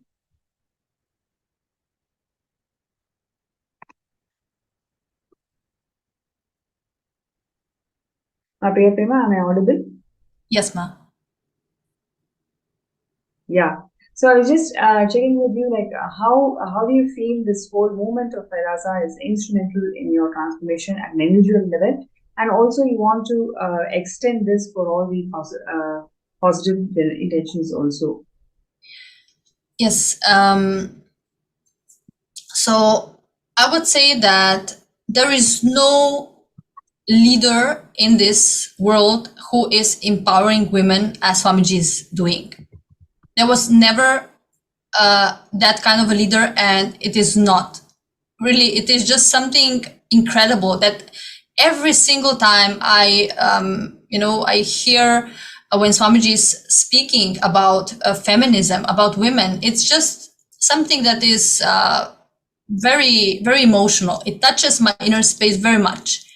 And the inner power that I got by being a part of Kailasa ecosystem, it can never be taken away by any external or internal force. And my decision to stand by Bhagwan in this revival cannot be shaken by any of my human attributes. So I would say that here, the most important thing, the crucial time is now, right? To our role in society is very crucial in this time. And how his love and patience nurtured my inner space in such a way that I'm now able to represent Kailasa, like you said, right, in front of the, president and ministers and mayors. That was never possible for me before. How I cognize it, that would never be possible before, because I would be shattered just at the thinking of it, right? But I know very well that it is not I am doing that. It is who is manifesting through me. So it is his extreme compassion making sure to raise me up to my highest possibility that I never dreamed of before. So to any woman out there, if you feel you're not heard, you're not respected, if you feel you're not free to express yourself fully, then please join Kailasa. Become the founding mother of Kailasa. That will not be only a blessing for yourself. It will be a blessing for many generations to come. So that is my humble request to all of you. Just give yourself this blessing.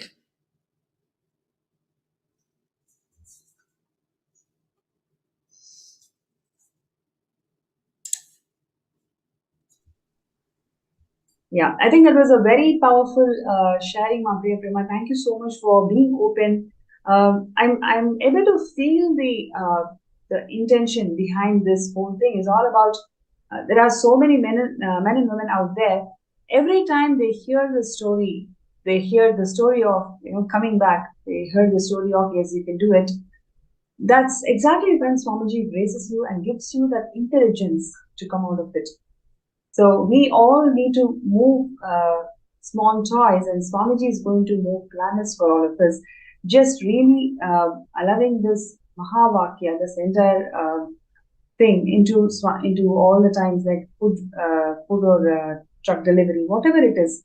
Whenever we send people as our representatives, really ensuring that they have the kumkum, they have the earrings, they want to put the nose rings. So there are several things that's been blessed by Swamiji over the years. So let's take this now at the moment and start pinning down all the different Akashic wickets.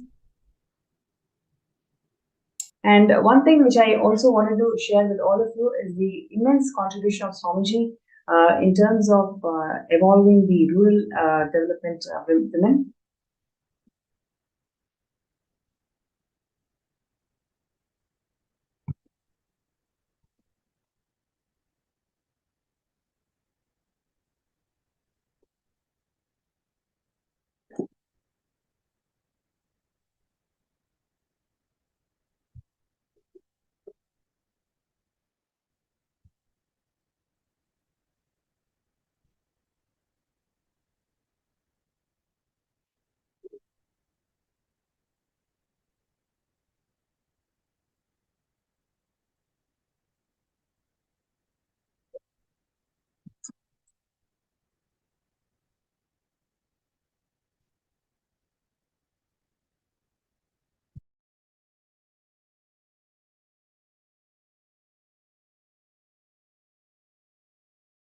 Yes, you can see this powerful expression of Hindu feminism when Ma Priya Prema was sharing, and she also touched upon the various initiatives that Swamiji has given to the world, whether it's in terms of education, right? So, how many of you know that 1 in 5 children, especially women, they don't have basic access to basic invitation to action. So therefore, we may have to really wait for a few days.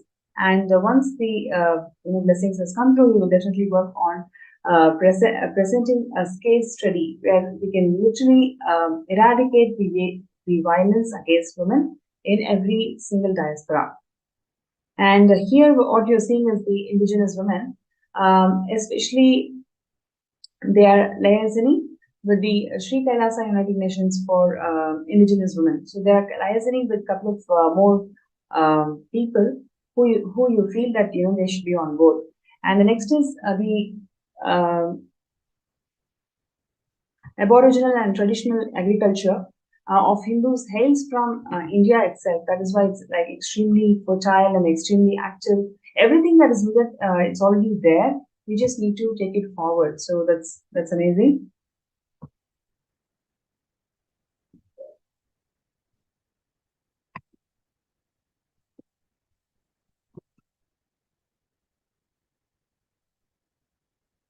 So while we wait for Ma Priya Prema's concluding remarks, it's my pleasure and honor to welcome Susan, Ma Susan, for this segment today. Thank you so much for joining.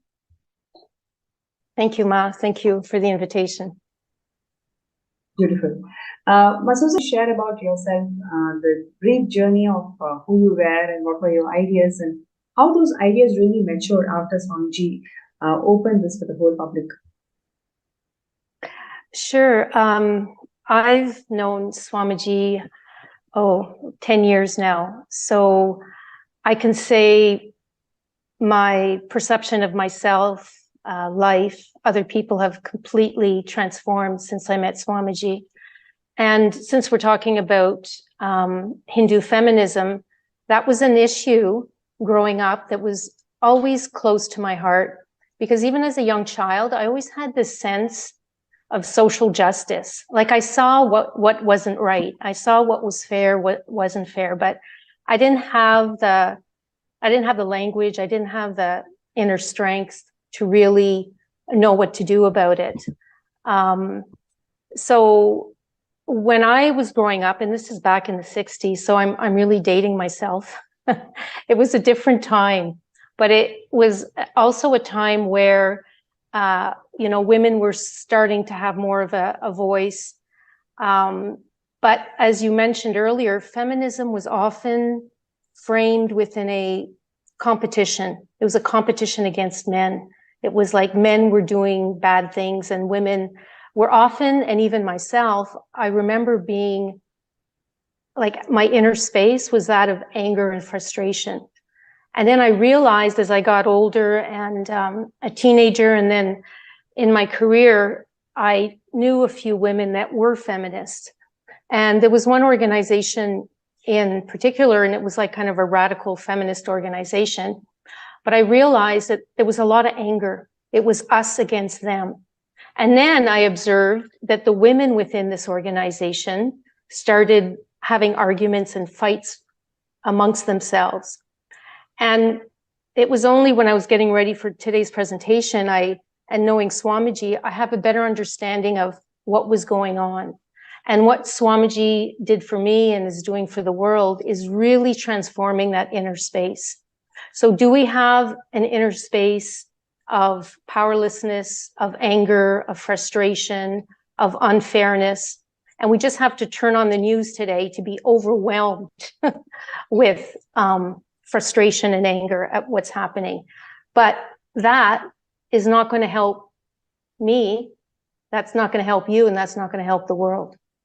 So Hinduism has provided me with like that open architecture, that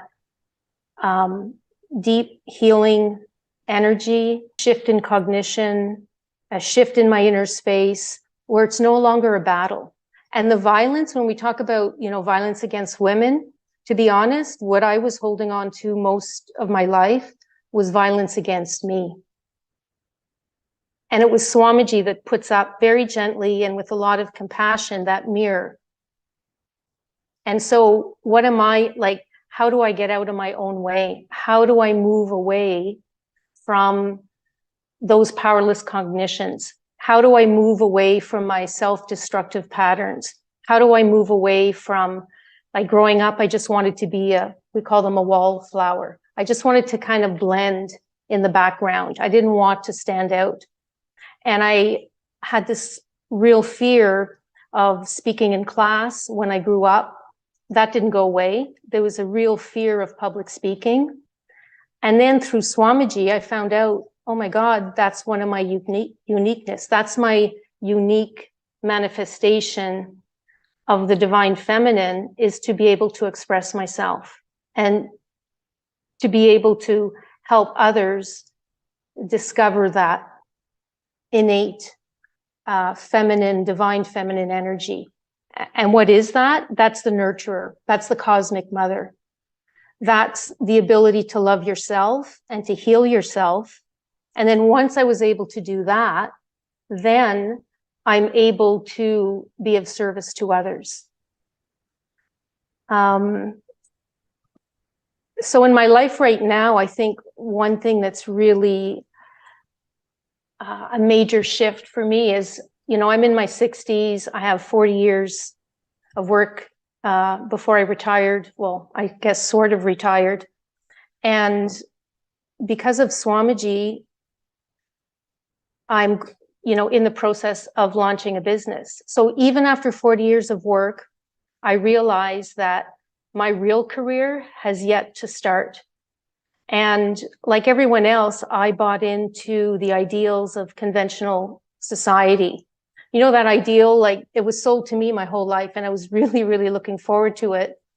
And some of you might relate to this, was like the Freedom 55.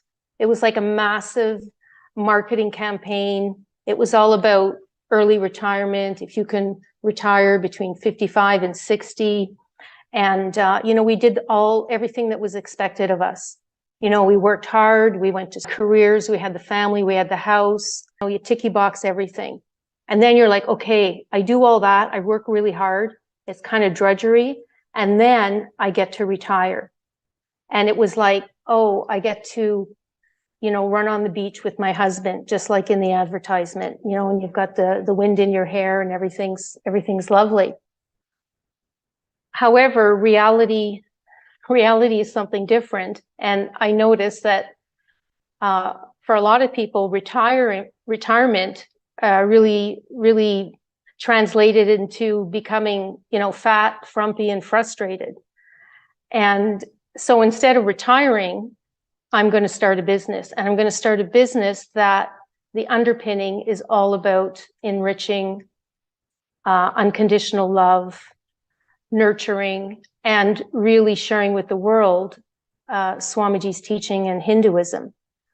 Otherwise, like I too, without Swamiji, it's really, really clear in my mind, I would be doing what everyone else was doing. And I might have been on the fast track to being, you know, fat, frumpy, and frustrated myself. But with Swamiji, that's not going to happen.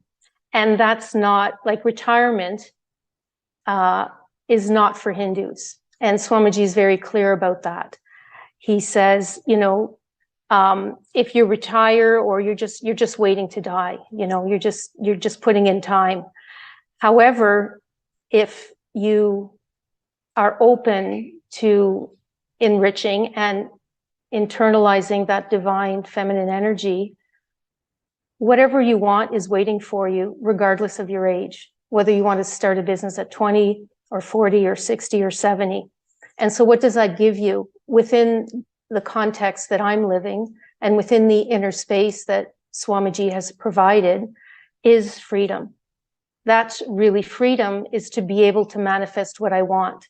And what do I want? I want to have high energy.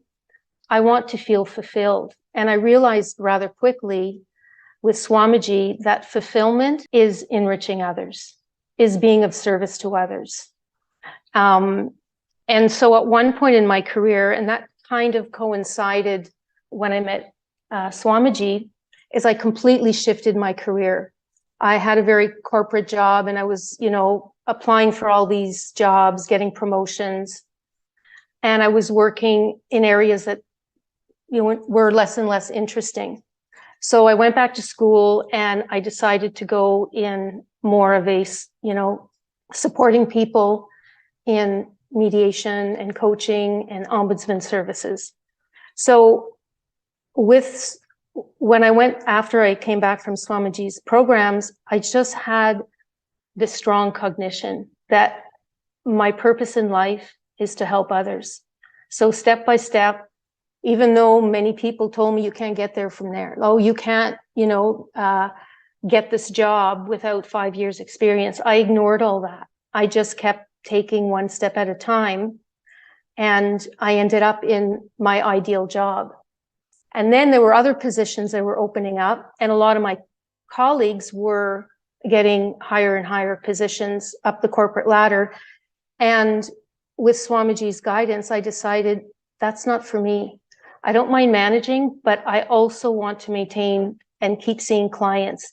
And I also want to build a team where I can support them and give them all the training and support they need to be the best practitioners.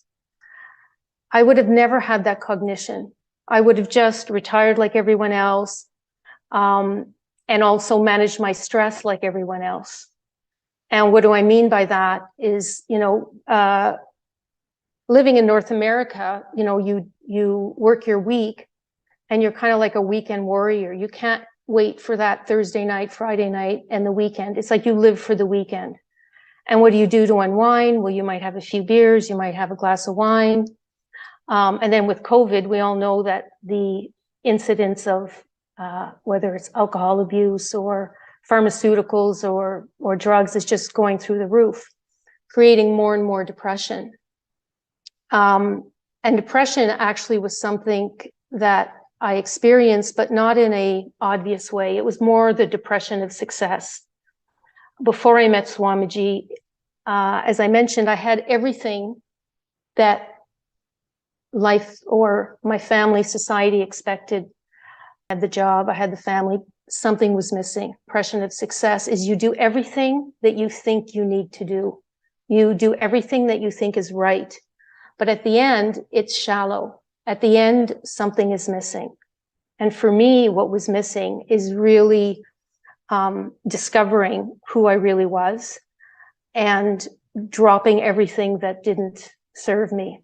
So there was a lot of anger, a lot of frustration, a lot of fear. And so through Swamiji's inner awakenings, through the yoga, through the meditation, through the detox, like Nirahara Samyama, I've been struggling a little more with that lately, but in the last 10 years, I think I did Nirahara Samyama at least 14 times successfully.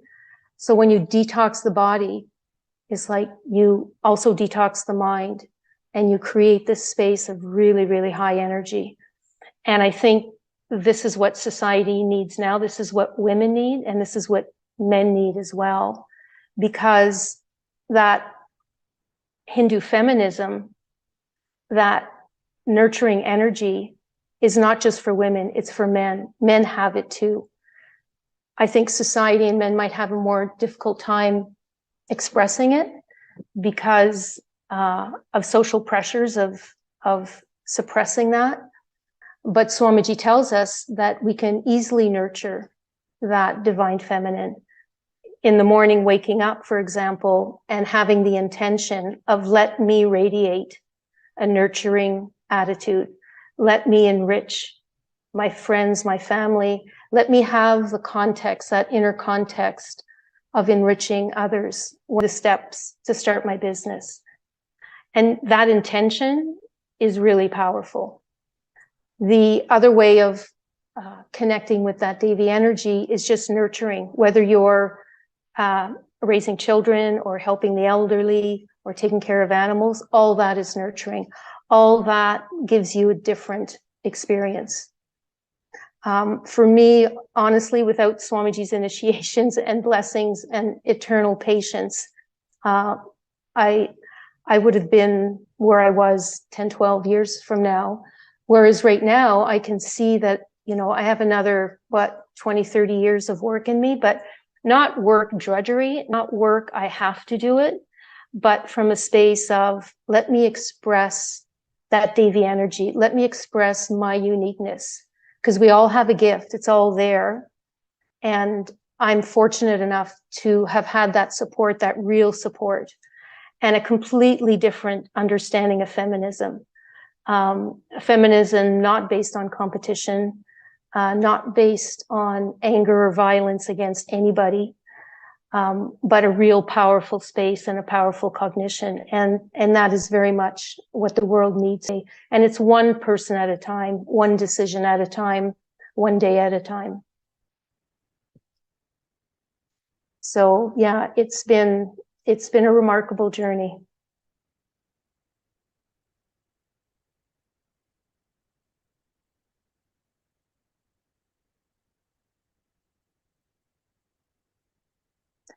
I can also add that through Swamiji, I talked about, changing my career. I also quite easily was able to change my lifestyle. And that is very much part of Hinduism. And stopping the violence, because violence is not, we think of it, someone hitting you, but it's the psychological, it's the words that you tell yourself and others. And it's also the food that you eat. So I became vegan. And I dropped, it's been a long, long time since I've had anything to drink. There's no recreational drugs. It's a completely different way of eating and being. And I never missed the old way. I never missed, people going out and going to the pub. And it took a while because people were always saying, oh, you're not drinking. And it actually would upset some people that I wasn't partaking. But for me, I've never looked back. And talking about having, a beautiful inner space and energy, taking away all these toxins was really, really important for me. And it's nothing I miss at all.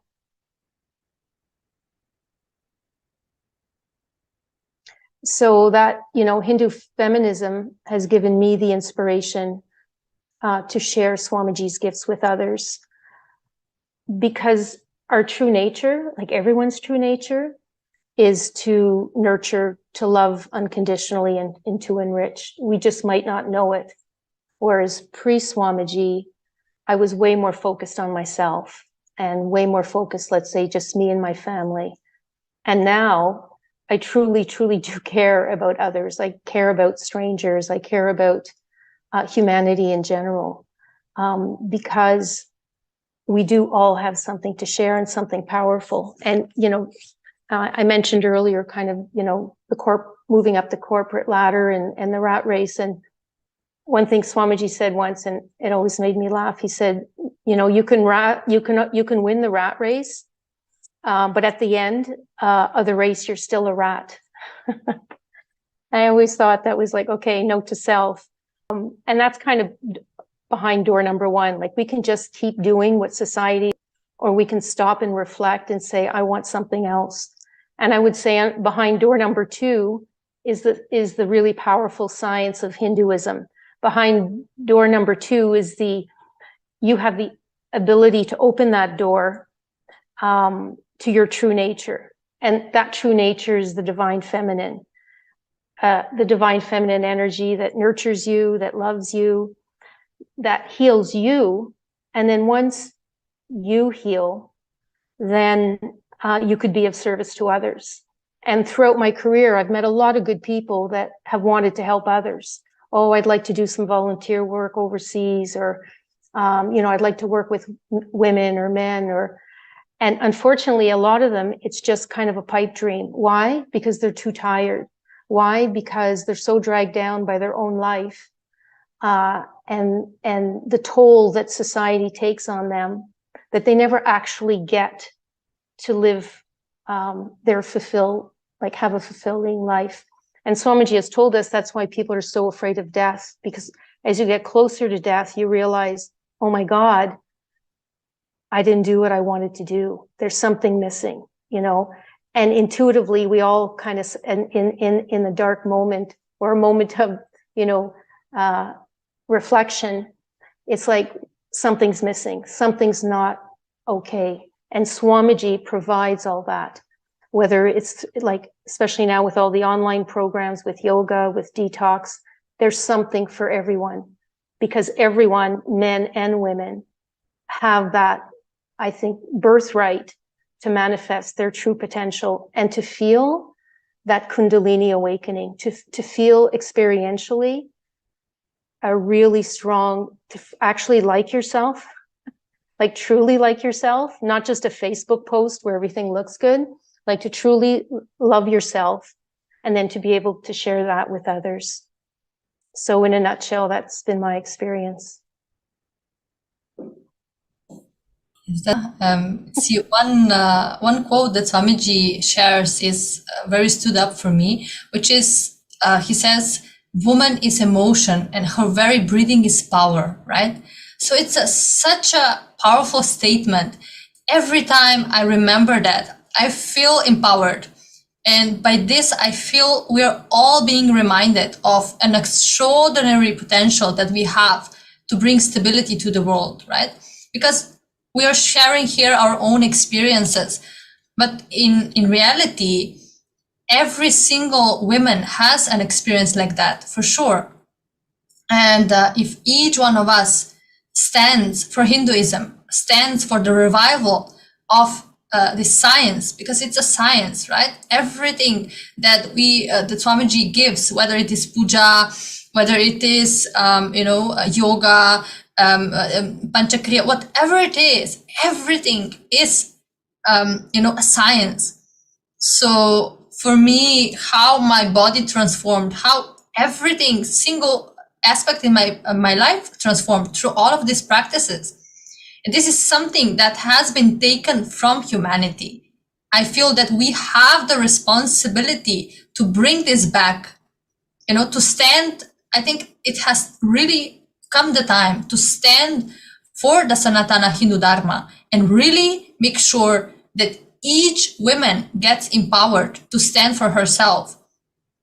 Because sometimes I feel, when we are attending programs, right, like Paramashivam, Paramashivam for 21 days, right?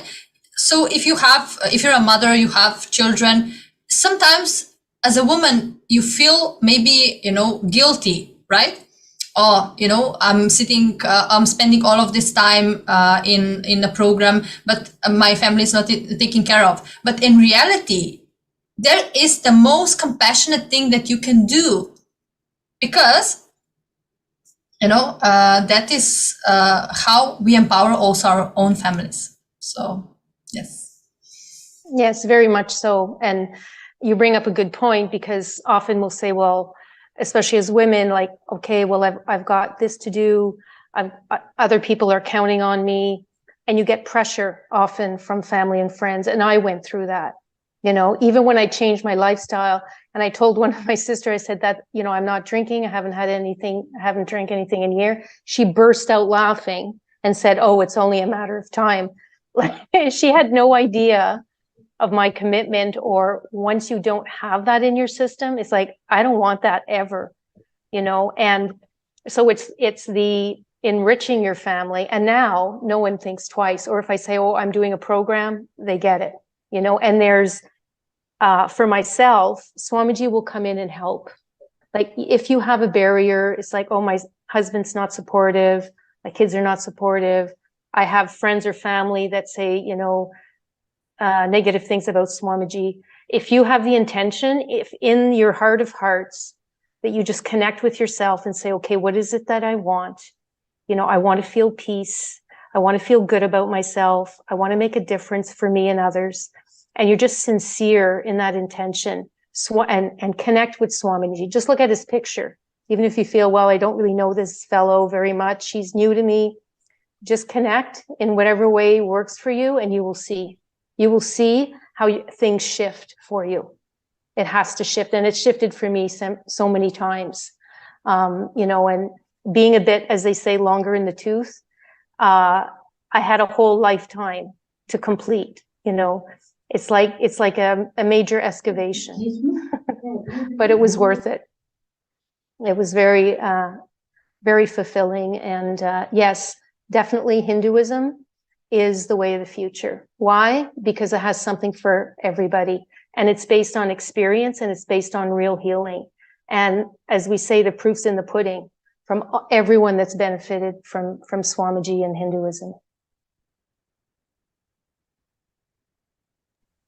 Yes, and what we are seeing today is the story of two beautiful women who have gone through huge things in life, but how they're able to empower themselves by teachings, and how Swamiji has really shifted them from within and gave a complete new perspective, new dimension, and how they've evolved themselves in different leadership positions in life today. The value of Hindu feminism, that what we are seeking today, is something so phenomenal, and there are huge number of contributions that Swamiji has done to empower feminine consciousness. So we can take a look at some of them.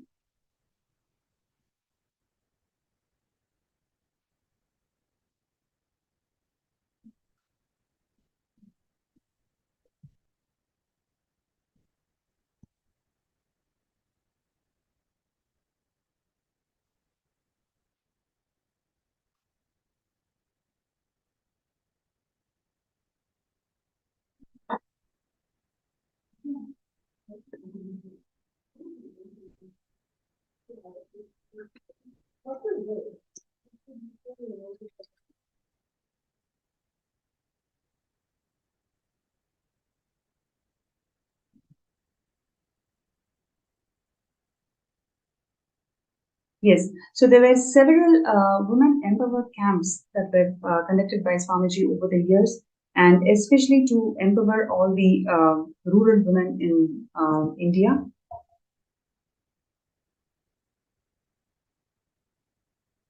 And what you're seeing here is the courtyard sessions where the Balasans, female Balasans, are empowered to empowered and initiated to manifest powers.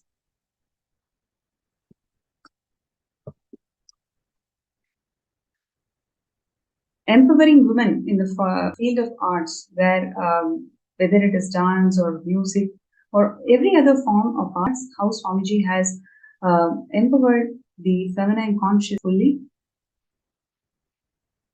And we also have here the 108 women empowerment centers that Swamiji had inaugurated back in 2008 itself.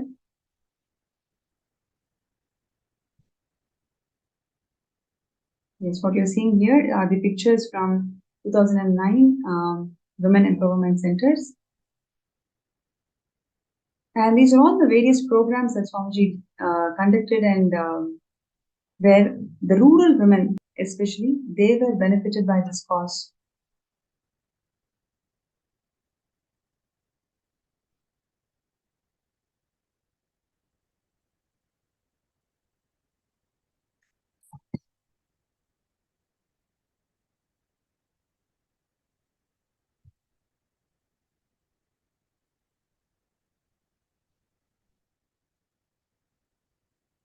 Yes, and these are all the different medical camps that Swamiji conducted over the years to help and benefit the health of the rural women.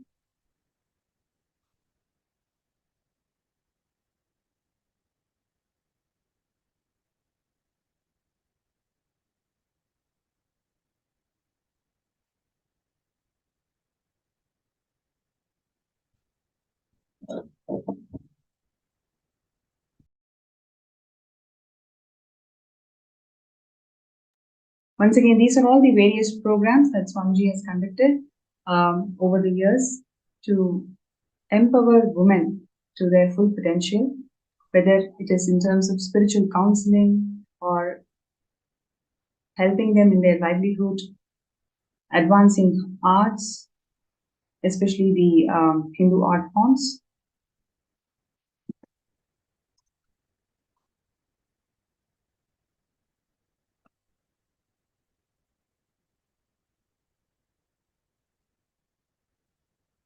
And the agriculture, even the sovereign order of Kailasa, Swamiji had inspired all of them to even learn agriculture.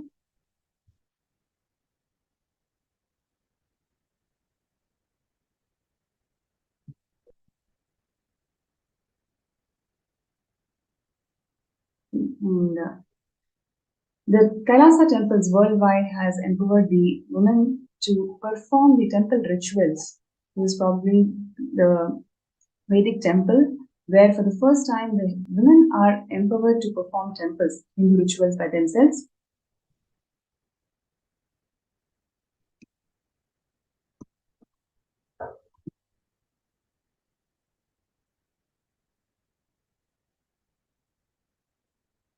And what you're seeing here is the arts, Hindu arts, where Swamiji has empowered the women to perform the Uttamottama Seva to one and all.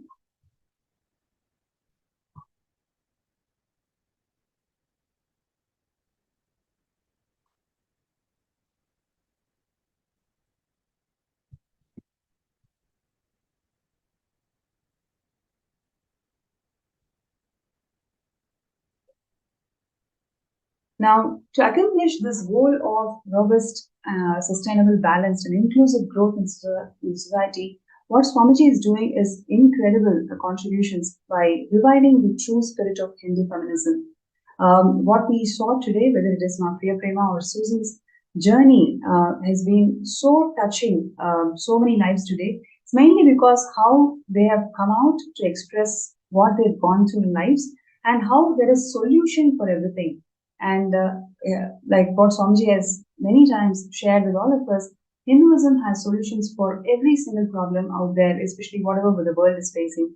And all we need to do is revive Hinduism, revive all the techniques and methodology from Hinduism, share it with the world, and that is exactly what Kailasa's various agencies and the various international humanitarian agencies, Kailasa's various educational platforms, everything is doing, everything is sharing this science of Hindu feminism and the knowledge repositories that Hinduism has got to overcome every single life problem that we are facing. And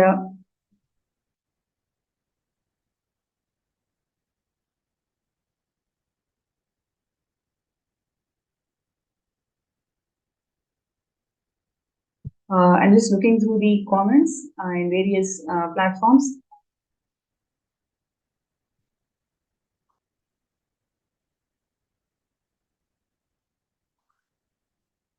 Right. So Nathan Porter is sharing that may Shiva return to earth, incarnate with all the powers and majesty.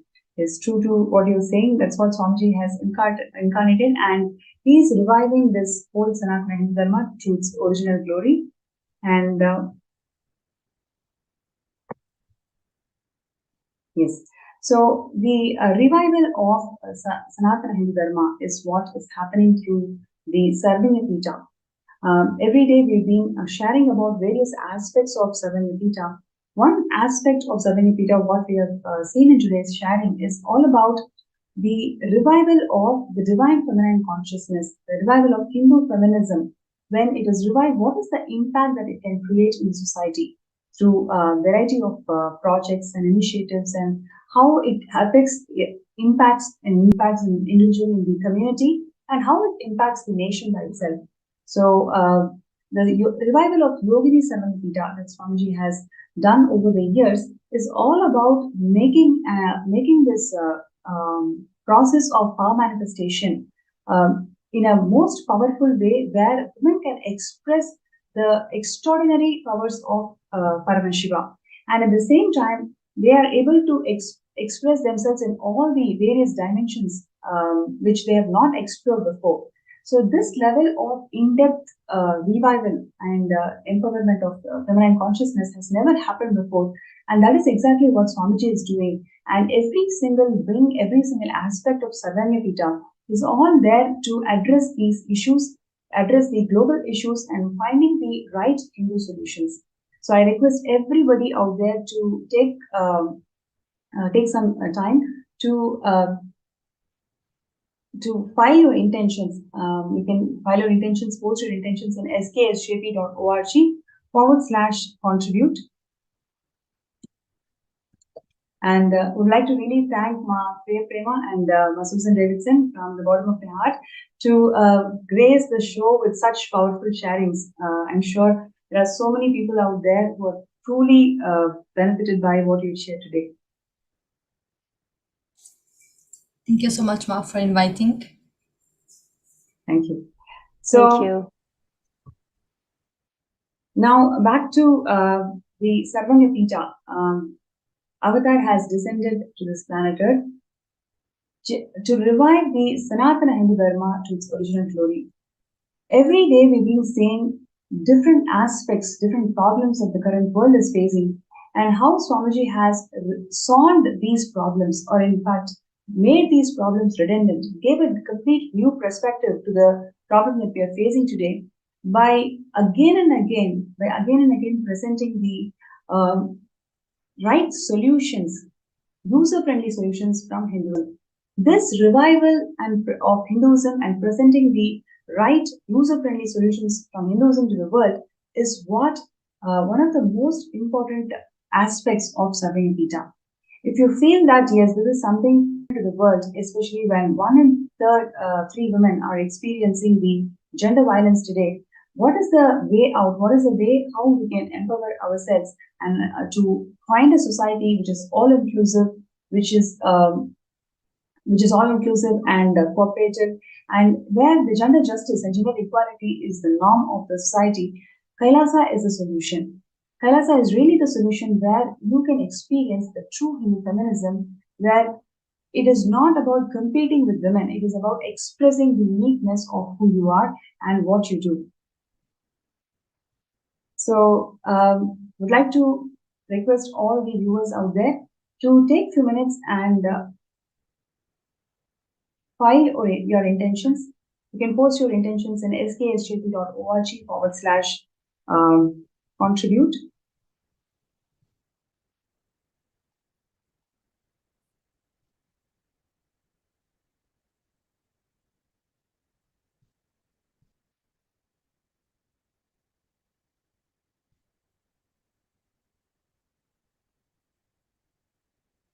Yes, let's take a few minutes to post our intentions. To post our intentions in sksjp.org/contribute.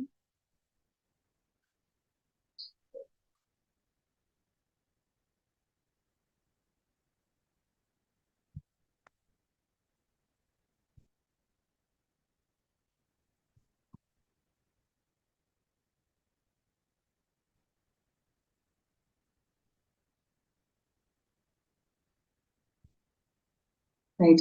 And also, all the viewers, whoever would like to request for a third eye scan for you to manifest the Sarvanyapita, you can post your interest to get scanned.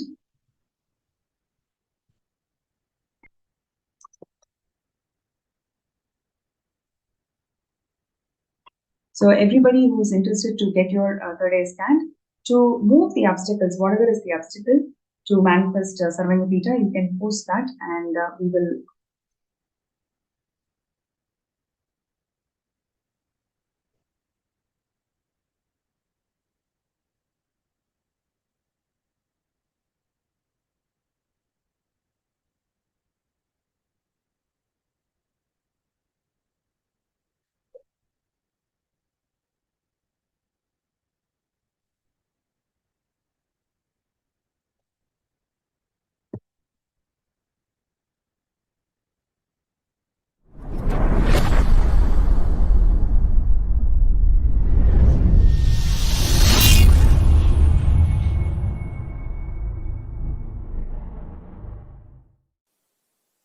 All of you spend little time,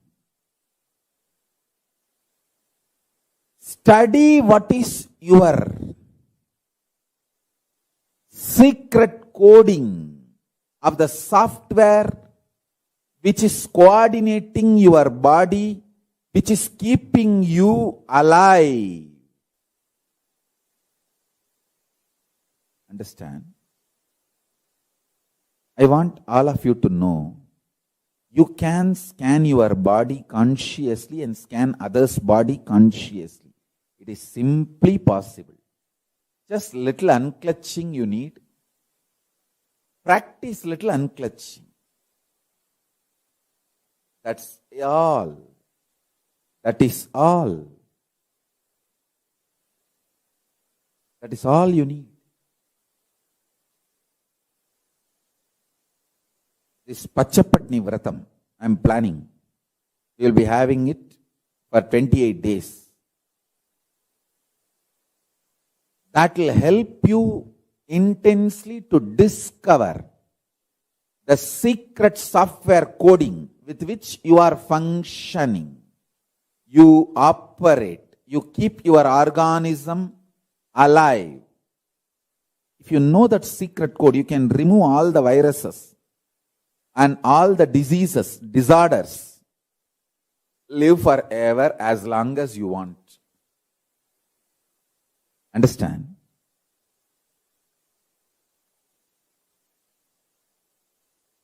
I want all of you to know, listen carefully. Genetically itself, Hindu women carry this knowledge. This knowledge is in the DNA of Hindu women.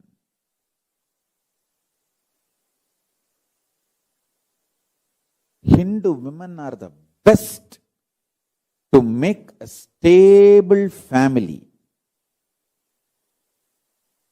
Whether as head of the family or a sannyasi, nun, Hindu women are the best.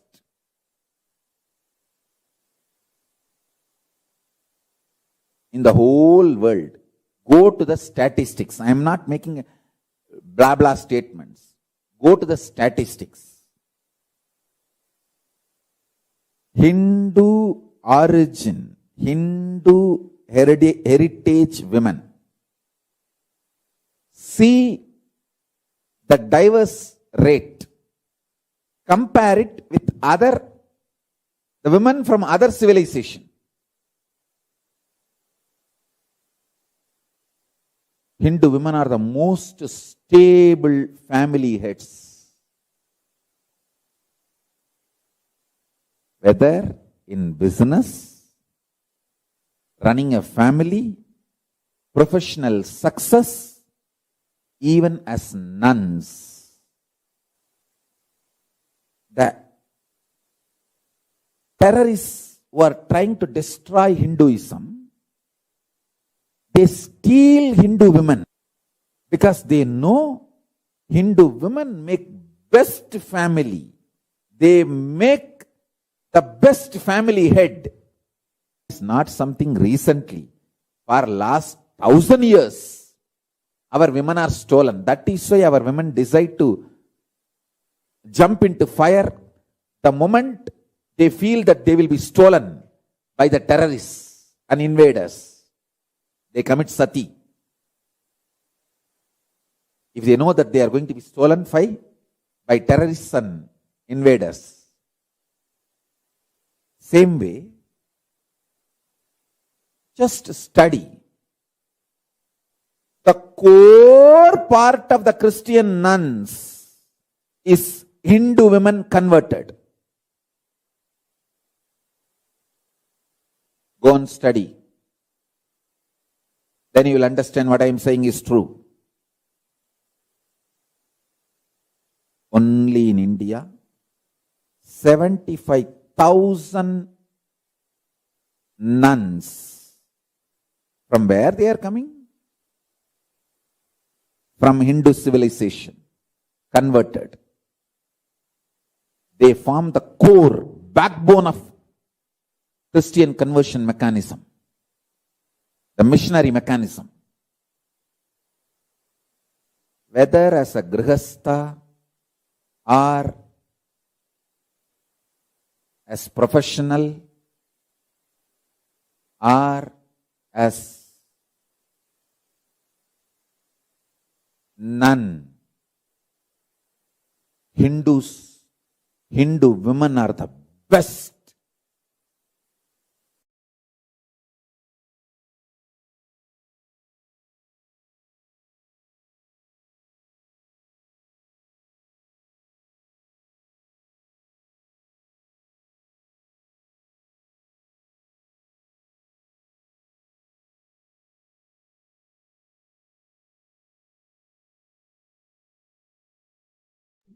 Yes, I'm just looking into the comments. Whoever is talking about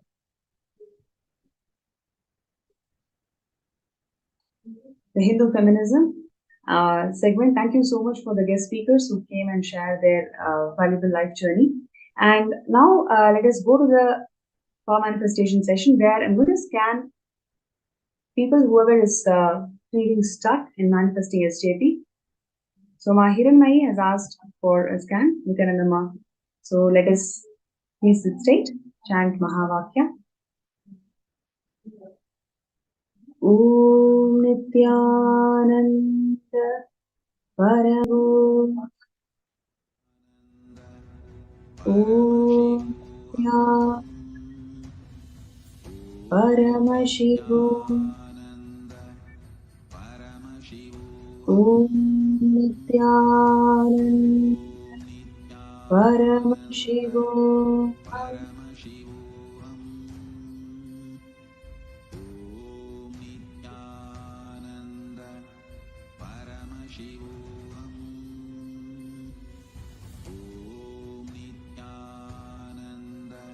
Hiranmayi,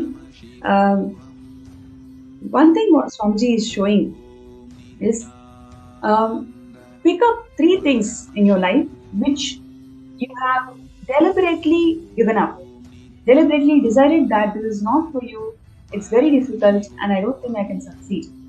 So pick up 3 things in your life which you have deliberately given up, and today take a sankalpa that you are not going to give up, you will actually take one step towards it. The moment you start taking one step towards it, you will see whatever is right now stuck towards your manifestation for SJP, you will simply move on.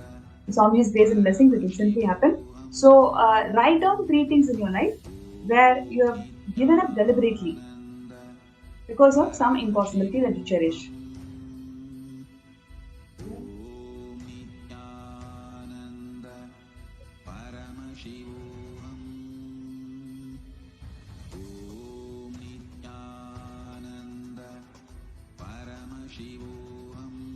So I request anybody else, whoever is requesting for a third eye scan, you can post that in the MPSN group or in the YouTube live chat.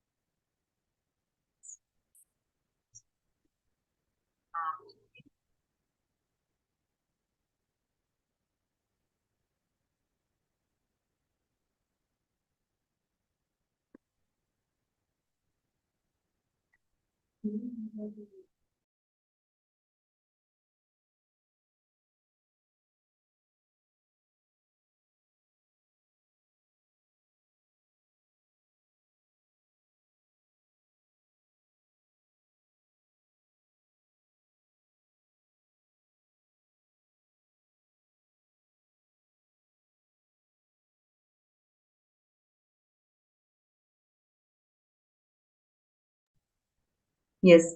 So with this, we come to the end of this session, and we will get ready for the Darshan, the Bhava Samadhi Darshan of the Supreme Pontiff of Hinduism, Bhagavan Nithyananda Paramashivam, manifesting as the Samhara Murthis. So requesting all the participants and viewers to get ready for the Darshan. Visualize, meditate, connect with him. He is a living, alive being.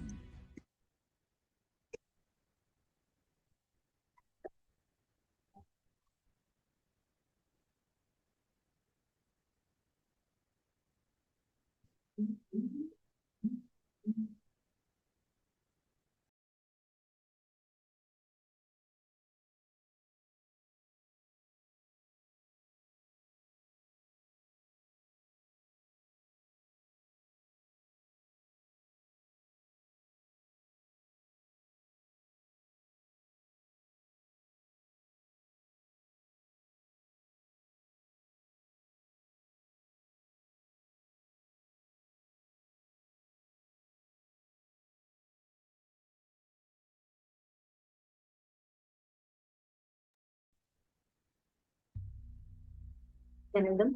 We had such a beautiful sharing by Mama Suzanne Davidson. Many of us uh, listening to this would have encountered similar crises and situations in your life, right? It was not actually when I was listening to Ma Priya Prema and Ma Suzanne Davidson, both of them share the different perspectives of how being with Swamiji empowered them as a woman, right? In their different in the different facets of their life. And I just remembered how so many people, I have seen so many, I have heard from so many people who have experienced, who were from different walks of life, who have experienced phenomenal healing and empowerment after coming to Swamiji. Here, I can see so many of you. I have heard from Jyoti Konda. I've heard from so many of you that are here right now. So, I request each of you to share. How many of you sitting here, when you listen to this, when you listen to the sharing from Ma Priya Prema and from Ma Suzanne Davidson, how many of you thought, yes, after I met Swamiji, I never would have ever cognized myself like this if not for Swamiji. I would have never understood what feminism or what empowerment is all about if not for Swamiji. It's not, this question is not just limited to women, it's also for men, everyone that I hear. Everyone that I hear. So I request all of you to share with us, how have you felt empowered after you met Swamiji? What did you feel as, the strength or the empowerment that happened in your inner space after you met Swamiji? Because many times the cultural upbringing that we have, the societal upbringing that we have, feeds us into with multiple of these ideas, be it related to gender, be it the all the pressure that society adds us about gender, about being whichever, right? There's so much of pressure. You have to be a certain way, and we're all stereotyped. Genders are typed, and a lot of this, many of us face. It can be because of your religious identity, your cultural identity, your gender-based identity, or your belief. It can be any of this, but many of us have multiple times faced this in our lives. So I request every one of you here that are sitting with us to take a few minutes and let us know on Facebook. Please go ahead and post on Facebook which aspect have you felt empowered after meeting Swamiji. Ma Sukrendrananda, Ma Swatantra, Ma Jalandhara Sthitananda, Ma Devika Rani Rapatam, Ma Zeng Shuyon, and Ma Sadashiva Mai, Ma Kriya Yogini, Ma Nitya Naresha. I request everyone here, Ma Durjati and Ma Yoga Malar. I request everyone, Ma Besant Tekeste, Ma Brahmanyana, Ma Margarita, Ma Hilde Jararet, and Ma Abha Sharma. Wow, there's a lot of you that are sitting here. Rahul Aswani here. So I request all of you to take next few minutes. Please post on Facebook which aspect did you feel is unique to your introduction about understanding what is gender equality, or understanding about the how in multiple times where the society has conditioned you a certain way, how after meeting Swamiji you felt empowered and you were able to break that path, you were able to tread that path into a completely successful and healed aspect of yourself. I request every one of you to share this. I'm sure everyone here has a story to tell. Everyone here, like what we heard beautifully from Ma Priya Prema or Ma Suzanne Davidson, I'm sure everyone here has. Actually, it's very concerning that despite of the centuries, I would say, of different types of empowerment being done, right? Like earlier when it was Sanatana Hindu Dharma, all the kingdoms, the basic nations were thriving. And at that time, having women and where women were worshipped Even in our scriptures, it very clearly says how it is valuable and right. So at that time, the way how women were respected was completely different to now.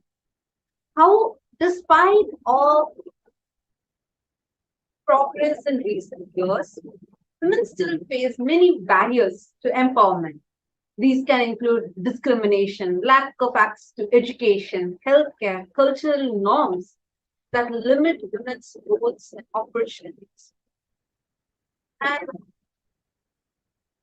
if you actually go into the root of this whole thing, it starts from the fundamental cognitions that we carry about ourselves, that we carry about women, the cognitions that we carry, how we hold ourselves, how we hold others, and what society teaches us to believe. The mentality needs to be completely transformed. Very beautifully, Swamiji has explained, saying how it is not about equal opportunity alone. It's not about, okay, that alone is not the thing of a real empowerment. It is about you discovering your ultimate power, awakening that divine feminine consciousness in you, and from within being empowered. And you have the ability to progress in your life, take decisions in your life, have the ability to handle, digest things in your life, and build yourself strong, powerful. Actually, that's it. It's very beautiful. Shastri Pramana attributed Manusmriti, where the verse beautifully says, Yatra Narya Supujyante Ramantre Tatra Devataha, Yatraustu Na Pujyante Sarvas Tatra Phala Kriyaha. It says, where women are honored, divinity blossoms there. Wherever women are dishonored, all action, no matter what, how noble it may be, remains unfruitful. It is not just about women, or it's not just about the what we understand as women empowerment. It's about the whole gender barrier being completely broken, and how it completely changes the very ecosystem around us is entirely different. And it is only with Swamiji here we get that extremely beautiful space around us. Actually, if you see, right, the kind of trauma and the emotional abuse that women go through, actually not just women, anyone in this gender discrimination, people that are victims of this gender discrimination, by the kind of trauma or the abuse, physical and mental health issues that arise as a result of these abuse. The survivors of these victims, that survivors of these kind of abuses, are not like they try to only come out of it, they try to cope up with it. There are many rehabilitation centers that are there that help. But what Swamiji is doing is something phenomenal, because Swamiji is addressing the very root of the issue and changing the very perspective. Today in Kailasa, 80% of leaders are women. In Kailasa, all of us know, we've been, like many of us here, I would say most of us here have been with Swamiji for more than 5 years, 6 years minimum, right? And all of us have seen how Swamiji, the kind of cognitions, be it starting from worshipping Devi Para Shakti, the ultimate divine cosmic mother, bringing in mother worship, or the stance Swamiji has about the 11 genders and the empowerment Swamiji gives about gender equality, and 80% of leaders in Kailasa are women. This kind of initiatives that Swamiji has taken. Ma Pranapriya also showed us a lot of pictures which showed the different other initiatives helping rural women, helping the indigenous tribal women, and giving them economic support, emotional support, spiritual support, so that they can build their lives and come out of all the social norms that have been instilled on them, which is restricting, which is stopping this, making them be bound within themselves. Despite of all of it, there are so many women that are able to come out of all of these, breaking barriers, and are able to really so beautifully. Manika Premananda was sharing how, despite of whatever she had gone through, how it was Swamiji who healed her from all of that and showed her the possibility of a life where there need not be any abuse. Swamiji gives us the most powerful cognition that you can.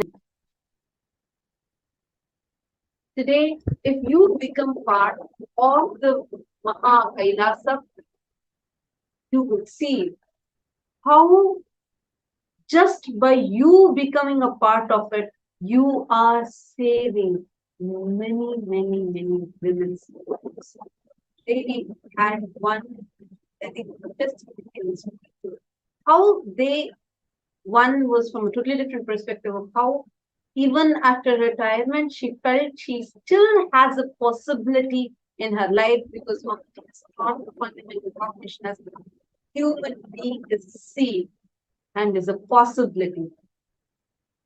And we also heard from Priya Prema how what people think society thinks being a model, being a star celebrity, is that bling life is most successful life, but she shared what actually happened to her, what are the different things she faced, and how it was because of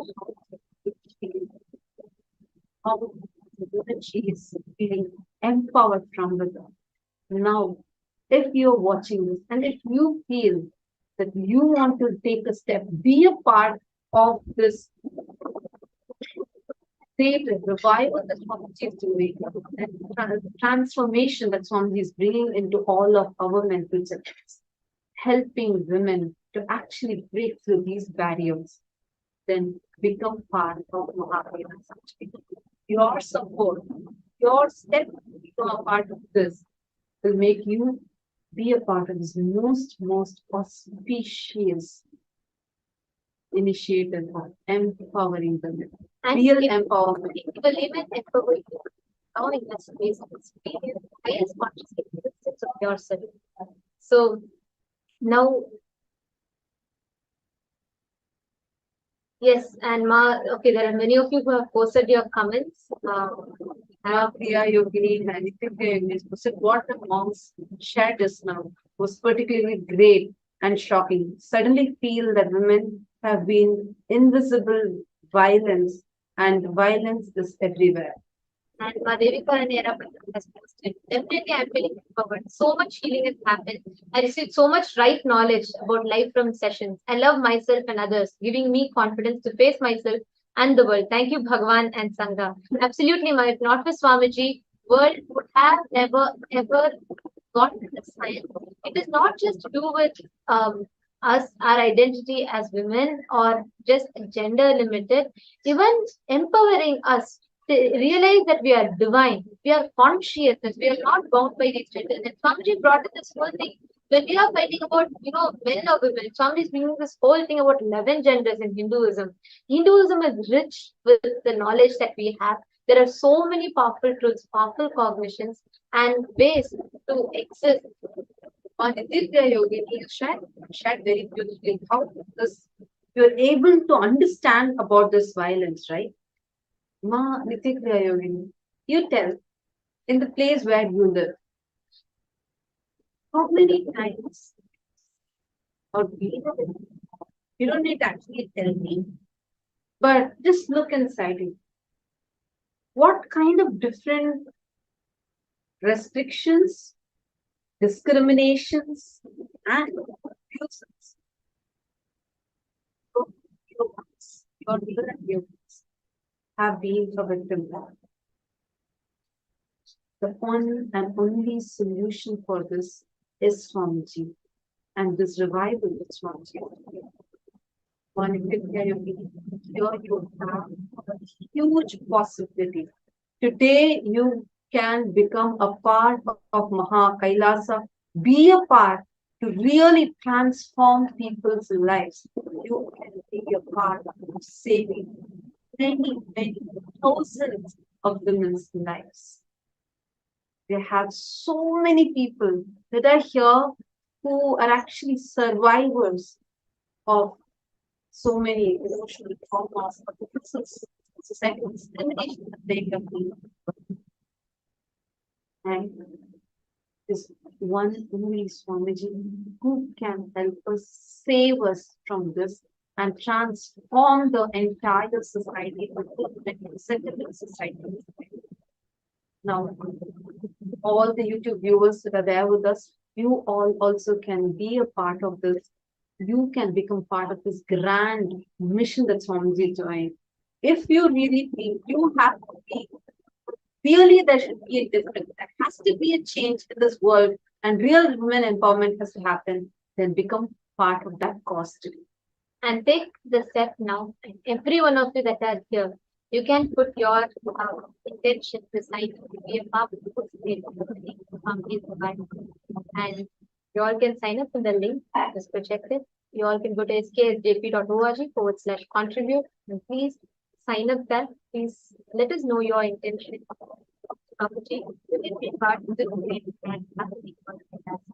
And now with this, it is time for all of us to get ready to enter into the Bhava Samadhi Darshan. I know everyone sitting here are waiting to receive the Bhava Samadhi Darshan. Today, we are going to be having the darshan of the forms of Paramashiva, the ferocious forms of Paramashiva, as Virabhadra, as Samhara Murthy, as Matsya Samhara Murthy, and Simhagna Murthy, and a lot of different forms of Paramashiva. So let us all get ready to the darshan. And just as we are entering the darshan, I request every one of you to please settle down. We are going to be entering into Darshan, and Darshan is the sacred space, the most powerful sacred space for us to experience, tap, open the doors to our highest wisdom as divine, whatever we call it. And that's pure space of oneness with Swamiji. Normally, we all go and see deities in temples, but it is not easy for us to connect that ultimate consciousness with deities. Not because Archavataras deities are not powerful, but because human beings are not matured enough to experience that higher state of consciousness through Archavataras. And therefore, out of that supreme compassion, the Nijavatara, physical embodied form within, to bridge that gap between human beings and the Archavataras and the divine, and they bridge this gap and take us through. So all the participants that are sitting here during the Bhava Samadhi Darshan, we are all going to be experiencing this same space where Nijavatara of Paramashiva, the Supreme Pontiff of Hinduism, our beloved Swamiji, is going to literally bridge us from being human to become a god. Right? And this space is the most powerful space where you are extremely you're extremely malleable, means you can be molded into divine. And in this space, whatever you set as your intention, that just becomes present inside you. Whether you want to manifest wealth, health, successful business, or enlightenment itself, whatever level of desire you have, this space is the most conducive space for you to manifest these desires. That process is what we call as Shaktini Pada, where the bridging of the gap between human to divine happens, and only an avatar can do that. Only in the presence of the avatar, you can sit thousands of miles apart, and the avatar can entangle you, and through the Shaktini Pada, lift you to the higher state of consciousness. Modern science is just starting to learn this, and it is understanding this as quantum tunneling, where beyond the parameters of time and space, the energy or the entanglement happens between two particles. This is what modern science is just beginning to understand, but Hinduism had mastered this, and this was in fact practiced ingrained into our traditions. And the Guru Shishya Sampradaya, the master disciple lineage, is founded on this core principle of entangling, feeling connection, Guru Bhakti, and it is through that umbilical cord connection that the master transmits the highest knowledge to the disciples.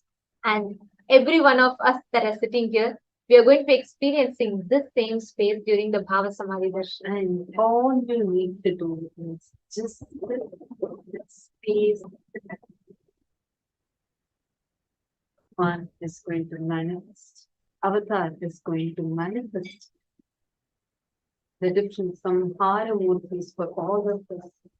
And ferociously awaken the ferociousness in us so that we can experience the real empowerment in us, and so that we can experience that real powerfulness to have the ability to break from any kind of impossibilities or fear of failures might have been facing in the past. Understand today is very, very, very powerful darshan. Now let us all get ready for the darshan. Please sit. Their head, naked spine in a straight line.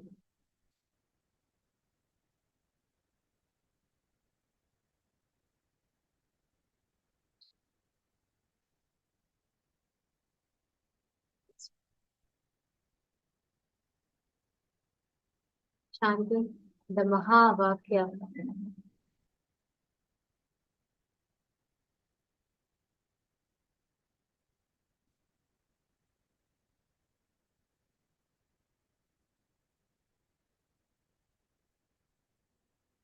Meditate on the form of Swamiji in your Ananda Gandha, connecting with the Nijavatara, the living body form. As Paramashivam, inhale and exhale.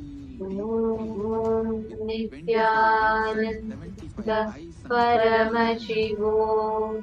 Visualize, meditate, connect with him. He's a living being. Paramashivam.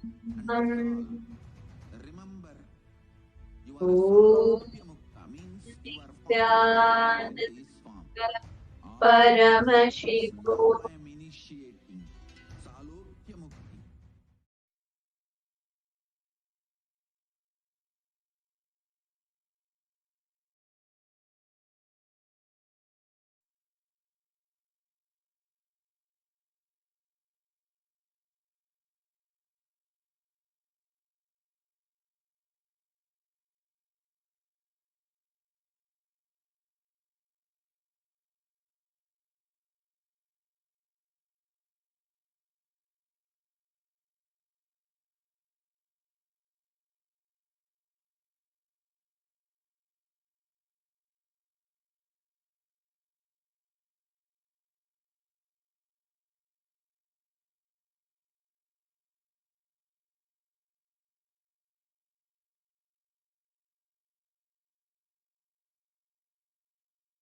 Connecting with the divine with your eyes closed is meditation.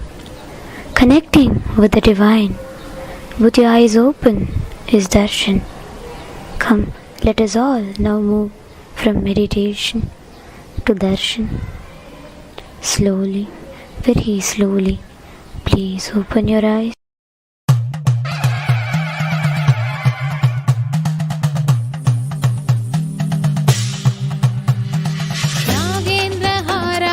त्रिलोचनाय भस्माङ्गरागाय माहेश्वराय नागेन्द्रहाराय त्रिलोचनाय भस्माङ्गरागाय माहेश्वराय नित्याय शुद्धाय दिगम्बराय तस्मै नकार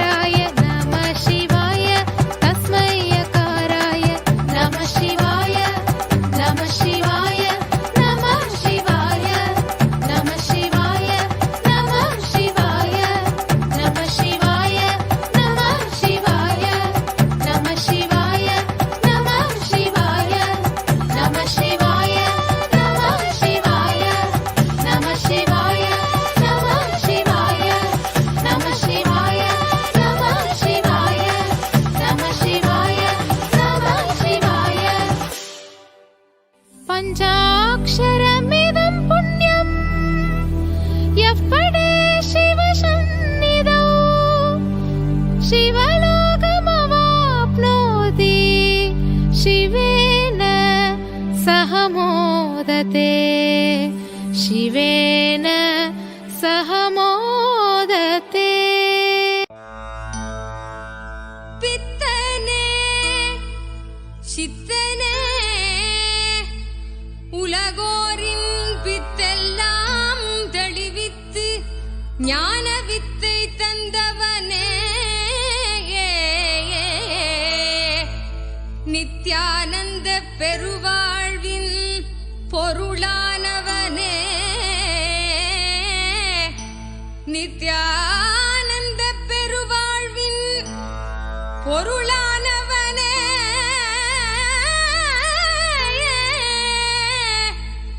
தியானக்கரம் நீட்டி எம்மை ஆண்டு கொண்டவனே அருள் தருவாய் நித்யானந்தனே.